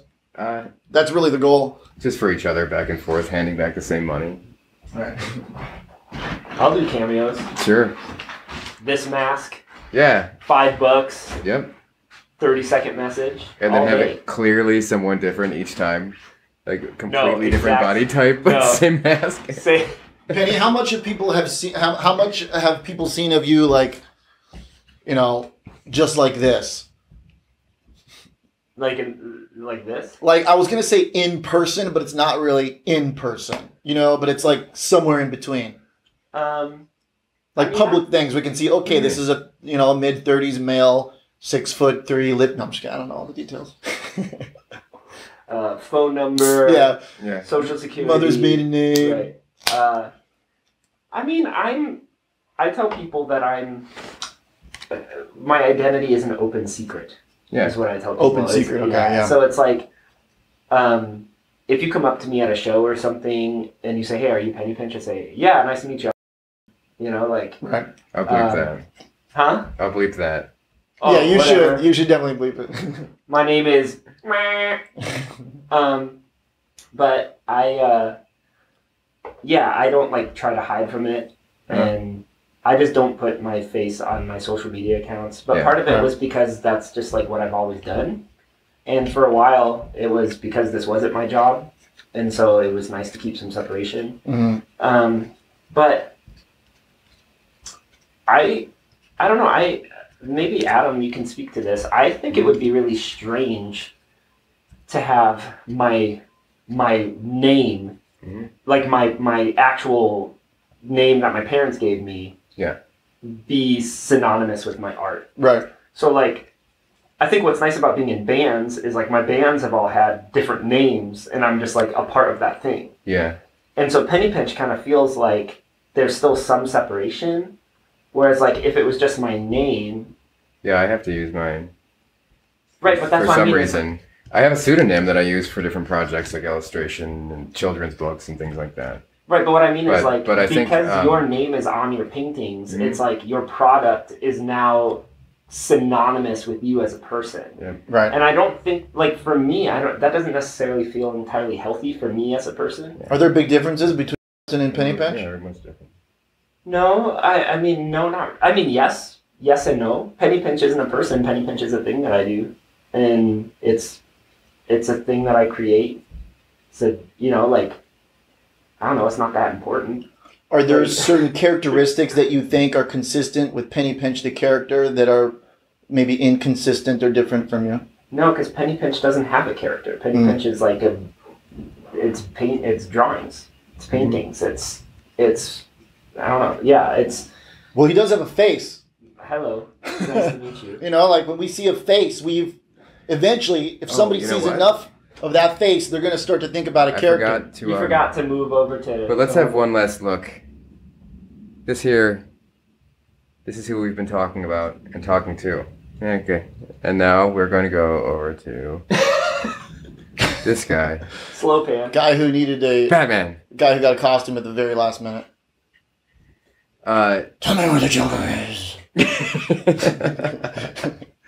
All right, now do the Robert Pattinson voice. Which one is his? This is the new one. Tell me where the Joker is. What is that's not it at all. It's not very. What- It's what kind is of his nothing. voice? It's just kind of like normal. It's just a slightly higher pitched version of the other one. Love it. Hey, I liked that movie. I thought it was pretty sweet. Yeah. Yeah. I didn't like the two endings. Or, well, no, there was this really They filmed it redundant... right by the ending over by my old place. There was this really redundant moment at the end where it was like, he says goodbye, and then he says goodbye again. But longer. Don't we all? And it's like I guess so.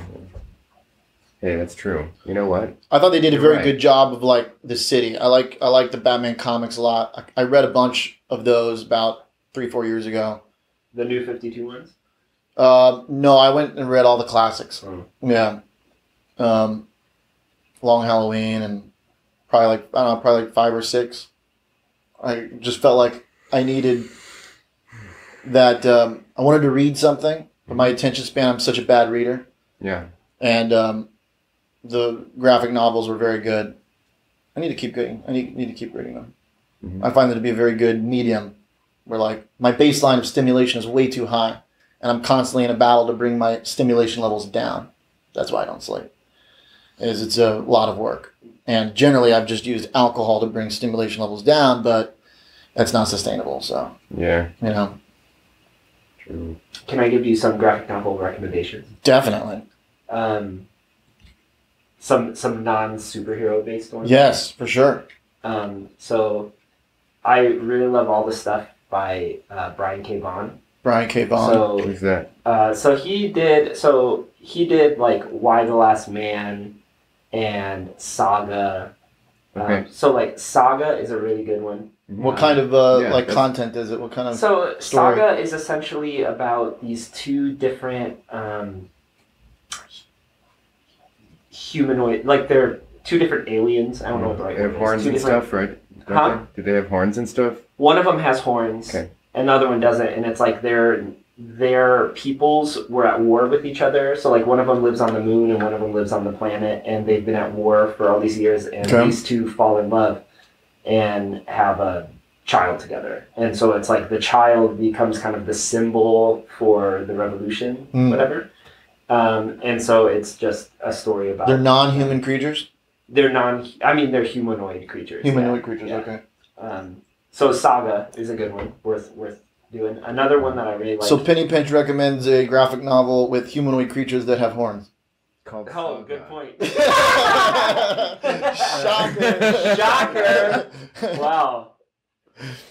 I did not put that together. Well done, Oliver. That was good.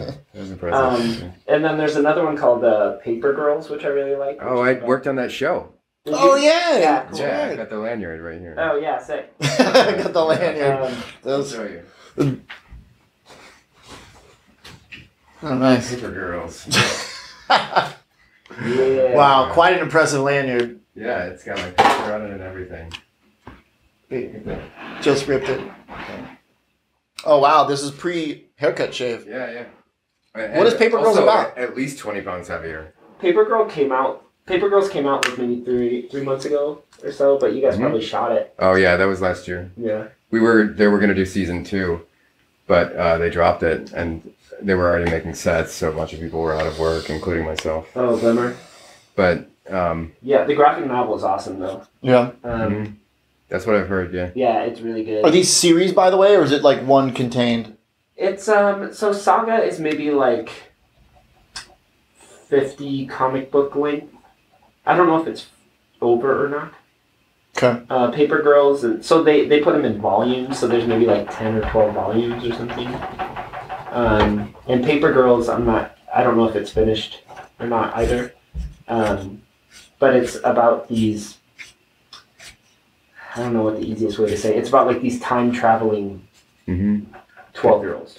Huh. The girls that are paper. They're all girls? They deliver all newspapers, girls. Are there any and that's how male they meet. protagonists? Not really. I don't think I had so. trouble connecting. Maybe in the show they The were bad- like bumbling buffoons or something. I don't remember exactly. That tends Yeah, to the be bad guy is a man. Okay.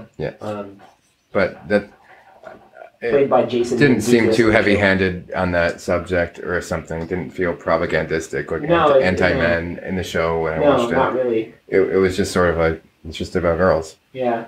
Nothing special. The comic book is a little bit different than the show. It has to be. It always is, right? Yeah, but it's good. What's the name of the first one? That's the one. Saga. Saga. Okay, I'm gonna check out Saga. Saga's good. Yeah. Pretty I like- much anything by I like Brian those. K. Vaughan is worth a read. Okay. And I love the Hellboy comics. I think the Hellboy those are fun, yeah. Hellboy graphic novels are really good. Yeah. Okay. Super fun. I don't know much about that. I mean, I know I've heard of the character, but Oh yeah, you're good. really good. Yeah. I guess that's also a humanoid creature with horns. Yeah, it's true. I'm seeing a pattern here. Seeing a pattern. That's hilarious. Let's just name all the humanoid creatures with horns. That's right. Saga. Okay. Yeah, I'm down. I've drawn a blank. We hit the big ones. I kind of want to.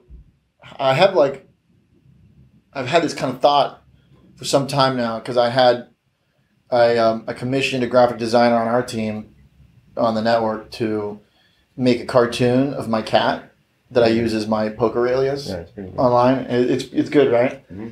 He's very, very talented. And he makes. That was one of the graphic novels kind of at the time where he helped me get into it because he makes graphic novels. He's got a pretty cool series. And I think it'd be so cool to write a graphic novel. But the only thing that I kind of want to do one of like my cat. Like I want to turn like my cat into like some kind of hero or something. You know, like that's definitely on the very long-term bucket list of, I think the dream is to cross over in different mediums, you know, which is, you represent pretty well. You're a musician, you're in bands, you were a pastor, now you're an artist. I do think that is a kind of goal that is very rewarding, to cross over different mediums in your lifetime. Like I feel like some of the most interesting people in history are those that go across different mediums. Also a thing that I do like about Kanye. Different mediums of artistic expression, you know. People that are interested in things tend to be interesting people. Right. So it's just like we find these people interesting because they're just interested. Yeah. You know, like they're Yeah. pursuing different things. Exactly.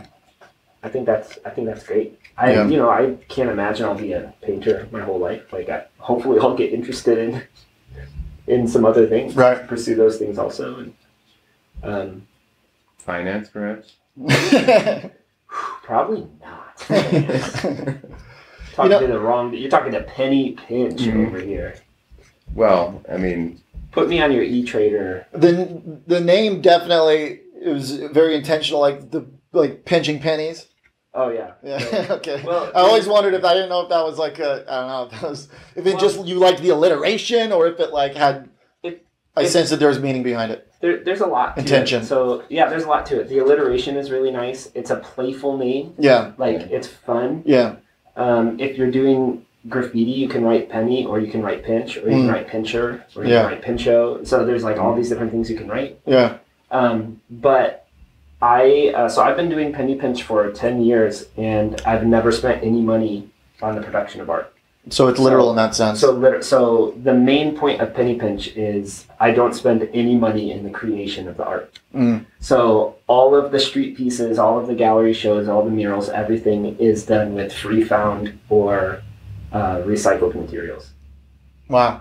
So That's cool. Yeah. So it's, people always say like, oh, well, how do you get paint then? It's like, oh, it's so easy to get paint if you don't care what it's like. You know, like it's Really? Oh yeah, like house paint. Like every single want some? I've person got has some. paint in their basement. Really? You know, like, yeah, it's true. it's easy to get paint. Are you still doing that even as you get more well known and have higher demand? You have to produce higher content or higher volumes? Yeah. Really? Yeah. And Wow. it's, at this point, it's like people know that I don't spend money on art supplies. So like people will hit me up and be like, hey, my company's getting rid of know, 12,000 pieces of paper. Wow. Or like, That's amazing. hey, you want a roll of paper? Yeah, I'll take a roll. You know, and people hit me up like, hey, I have all this old paint. So, Wow. yeah, I really have no problem getting supplies right now. But also it's because I'm not picky at all. Right. So for me, part of the interesting thing is limitation. I'm not, I mean, I know that I'm going to sound like such an idiot, but I know that I'm a good painter. Like, I know I'm good at what I do. Like, I've done it for a long time. I've practiced. I've worked that muscle. Yep. But I'm not really interested in the type of art where you, like, make something that looks perfect. Because everybody in the world can draw, and everyone can draw well. Like, there's so many people who are technically really good and really proficient. Of course. And if you go into a place like Dick Blick, it's crazy how many supplies there are, and how many different types of marker there are, or how many different types of paintbrush, or how many different types of paint. And a lot of artists, and this isn't wrong, but a lot of artists have very specific tastes of like what materials they will use. Right. And so they're only using these very specific materials, which is okay, but those materials are very expensive and very specific. Like Adam knows, like paint is hella expensive. Yeah, I spend a lot of money on this. Yeah, which is okay. Like that's this very expensive hobby of mine. Yeah, paint is really expensive, and so for me, I just wanted to make street art that kind of was already embedded with an extra meaning. And I think that what I'm really interested in about art is, so I love collage art because collage is like it's work that's already embedded with meaning. So you're using found material. That's right. And that material already has meaning. Yep. Each individual image. Each individual scrap has meaning of its own. It's already been created. It has meaning already, embedded meaning. And I think that what's interesting about using recycled material and found material is it's already embedded with other things. So even if people don't know where those materials came from, or they might not even know that those materials are on their second life, there's still something to be said about the painting itself because it's embedded with that meaning. Yeah. That's an interesting analogy to the collage, because we're not really, when we see the end product, the average person doesn't know the materials behind it, but it is actually something that is man-made already. That material is man-made, so even at its most base level, there's a level of creativity behind the choice to cut that piece of paper, have that certain type of material. Or if you see a sculpture made out of plastic bottles, your brain is already connecting, oh, this must be about recycling, this must be about waste, this must be about those things. So your brain is already making connections because there's embedded meaning in the thing. That's interesting. And the artist doesn't really have to do anything to bring apart that meaning. Like, it's embedded within the product. Yeah. So I love using found canvases, like canvases that other people have painted on. I love using that because even though I'm painting over those images, like what's the word? Patina, the bumps and the cracks and all of that from the original painting are seeping through. And so what if you even took that to the next level and let some remain and placed penny pinch? Definitely do that sometimes. The character over, even remove some of that gap between the original material and your character as well. Definitely leave some in. Yeah, definitely do that sometimes. So that's where the penny pinch name comes from, is I've somehow been able to do this for as long as I have and been able to do murals and gallery shows and all that without actually spending money. Which That's is amazing. Yeah, which is cool because very cool. Art supplies are expensive. It's cool because there's so much waste already. It's cool because there's already so much stuff in the world. Why do we need more stuff? Yeah. And so I honestly, like, people have asked me, like, yeah, but won't you be offended if someone paints over your painting? No, like, take that canvas, paint over it, and make your own painting over it. Like, no problem. let these materials continue to live on and have new life. Hopefully. As long as you don't want I would say ownership over that not for piece. myself, yeah. Yeah. At least not during my lifetime. No, well, That's what I was gonna say. There may be one little caveat. You know, that'd be a bummer. but I'm speaking for me. You know, I understand. like, I understand. There's, yeah, I'm trying to relate, but I'm projecting. Adam would not let somebody paint over his paintings. No, Yeah. I think that's okay, and I Yeah. think like that's what's so cool. Like that's what's so cool about art is like there's no one way to do it. I mean, there's endless ways to do visual art. Yeah. You know, and like that's why it's still relevant, even though everything has already been painted and there's been, it's still relevant because there's still new ways to figure out how to express yourself. Oh boy, Absolutely, always. this might be done. Wow. It might be finished. Wow. It's In the middle of me being pretentious. That felt very kind of a nice authentic, place Adam. to end, too. I felt. But, and it wasn't pretentious. It was sincere. Well, so was your statement there. It felt like you really authentically realized that you're done. Yeah. You're like, wow, I think I'm done. How long does it usually take you to do like a 16 by 20? Well, these are just the 2 hours for the show. No, but like if you were gonna do one, If I were going to take more time on it, and if Like I were if- going to do glazes and layers and stuff,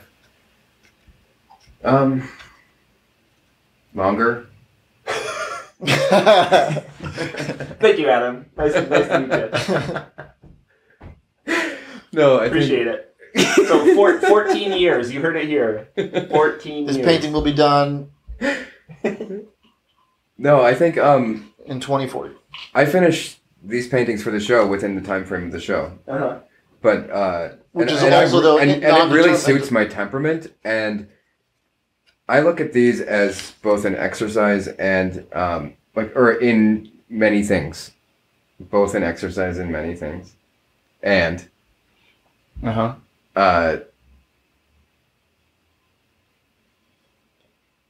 We lost him. an opportunity He's back. to finish, an opportunity to teach myself how to let go.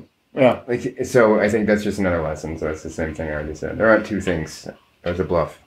So I think it's just the one thing. I think this particular painting that you do for the show is very unique and distinct on its own because there's no other painting you're doing where you're really interacting this much. I mean, are you talking to your models this much? Not sometimes, but not this much maybe. Yeah. But I like to.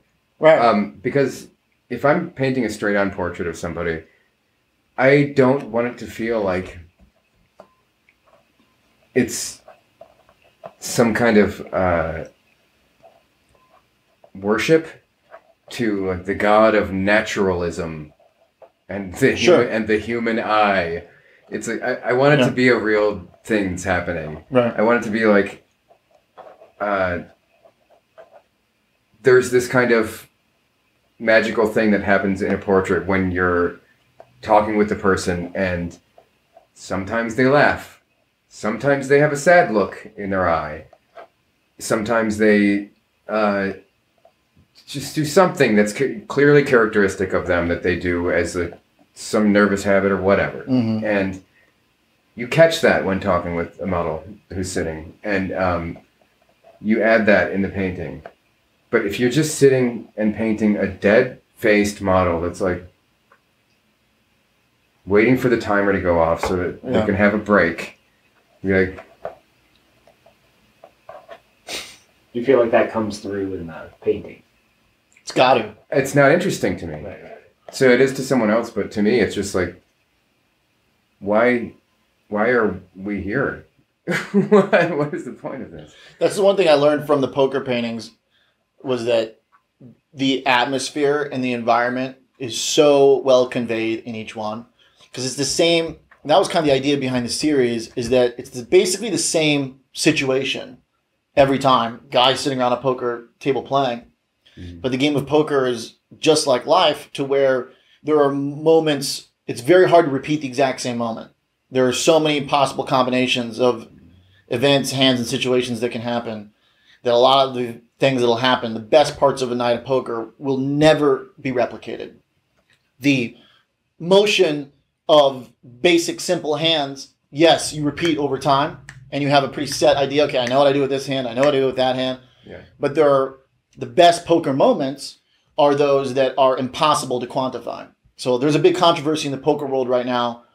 And it's a little bit of a tangent, but it'll come back to art. It's very interesting. It's a big controversy in the poker world right now about a hand with one of the best players in the world who put a $250,000 all-in bet roughly on technically what to what an average person might see as a bluff, but it really wasn't. It was a mathematically correct thing, a logically correct thing for him to do. And a fairly amateur person on a live stream called him with like a jack high. I don't know if you know anything about poker, but it's basically totally irrational for her to do that. Doesn't make any sense. And so but she was correct, and somehow she won the hand. And so he accuses her of cheating. She says, well, I just knew you were BSing, and so I called you with my crap hand, but yours was even worse. And so there's this big uproar in the community right now. But the point is that that moment is singular. It will never happen again. Like, you could run simulations. You mean just mathematically? Very difficult of course, at an infinite time horizon, it could happen again, right? Anything could be recreated. There's a finite number of hands that are possible in poker, but in a person's lifetime, that situation will never happen again. Between those two people, everything that built up to that. And so there are these moments, and those are the best moments in poker, which is why people love it so much, is because of those moments. You'll remember hands. I don't have a good memory for like many qualitative things. I don't have a very quantitative memory. Can't remember numbers very well. That's funny. Like, I work in stocks. For your profession. Yeah, that's a little known secret. I don't tell people. I don't know stock prices. I won't tell anyone. But I can tell you how much they've changed in the past year. So I can tell you whether they're up, they're down, they're sideways, and roughly by how much. But I don't remember the actual number. It also doesn't really matter the number because they change all the time. They do stock splits and stuff. I can't imagine why you would need to be that. But anyway, the poker situation, poker people, you will remember these exact moments. And so when we do these paintings, Adam manages to capture a moment or a feeling in that situation in the painting that it feels impossible from a non-artist standpoint. But all of them, the best example being the one I use a lot, where we had a guy who had never joined our game before. It was a friend of a friend. He came, and it was very tense. It just wasn't a good fit.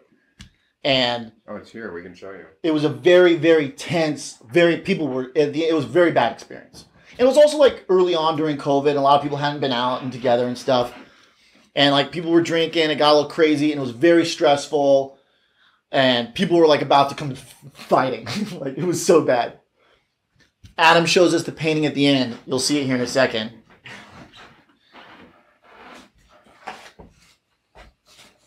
This is the painting that comes of that night. Which to me is just like perfect for the situation. That's fun. Crazy. And so seeing how like in every game, right, it's just like blood red. It is folks. You know how much I love that word. It is folks for your folks. Pleasure, folks.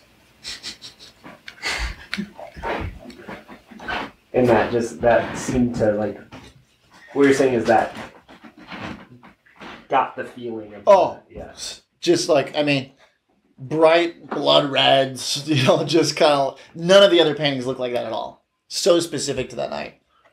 And you get the vibe when I look at the other paintings, how it was. I remember those specific nights. So I'd imagine when you're doing this, because there's so much action and emotion in those nights where we're doing the poker paintings. Yeah.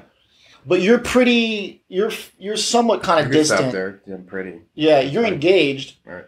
But I would imagine this setting is a lot different in many ways, but similar in the way that, like, when you're interacting. Well, I'm speaking. Yeah. And in that situation, it's so rare that I'm speaking. Yeah. Because I'm not in the game. Yeah. That's why I kind of like totally these. Different environment. Yeah. But this is like why don't you come and take a look at it? Let's do a swap. So I like to take your seat and you take my stance. Not exactly the way my feet are or anything, but if you want to, you could. Stand up exactly the same way you are. I have to look down to walk. Oh, I'm sorry. Why don't you go first? Thank you.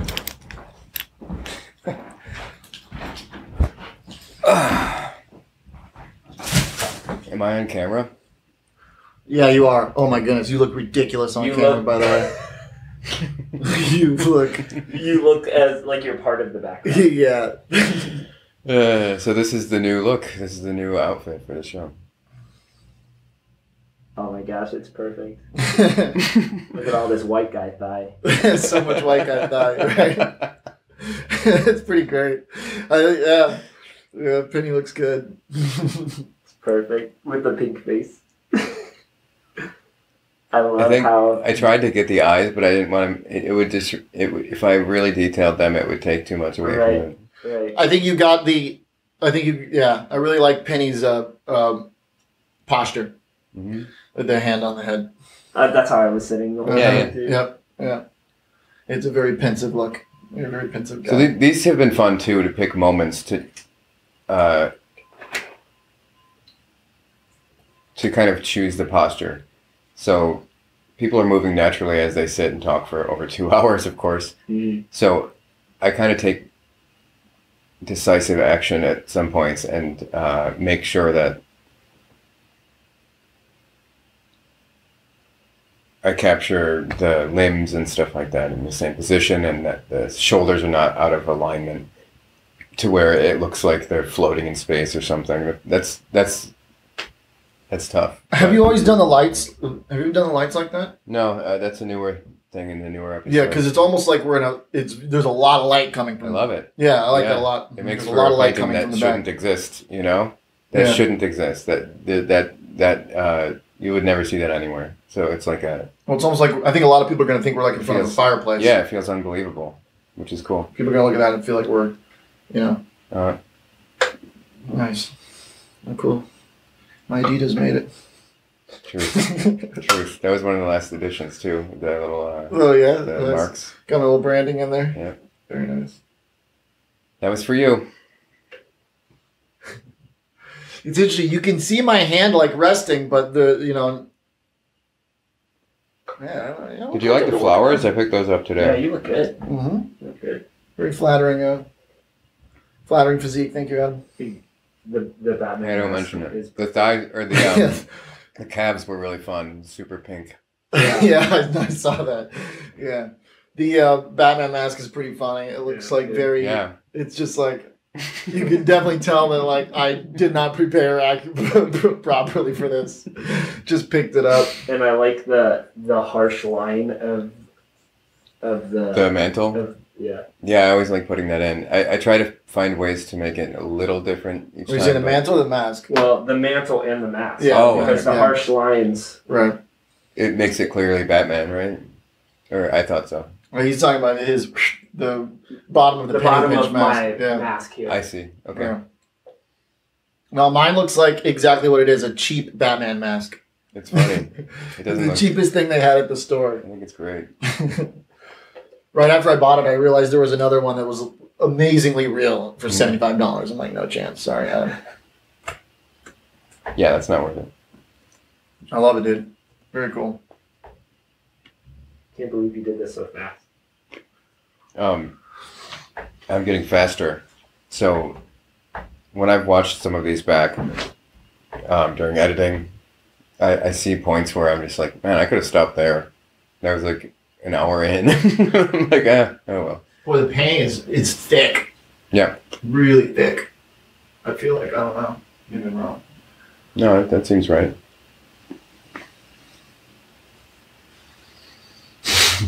Nice, cool. Honored to have joined you. Honored. Mm-hmm. The one and only. Honor's mine. Yeah. Good to meet the mask and the man behind the mask. Adam, you look so ridiculous, dude. Ridiculously great. Just what you're saying, or I can't tell if you're complimenting me. Look, what I want to say. I don't want to be hurtful, but it feels very natural for you.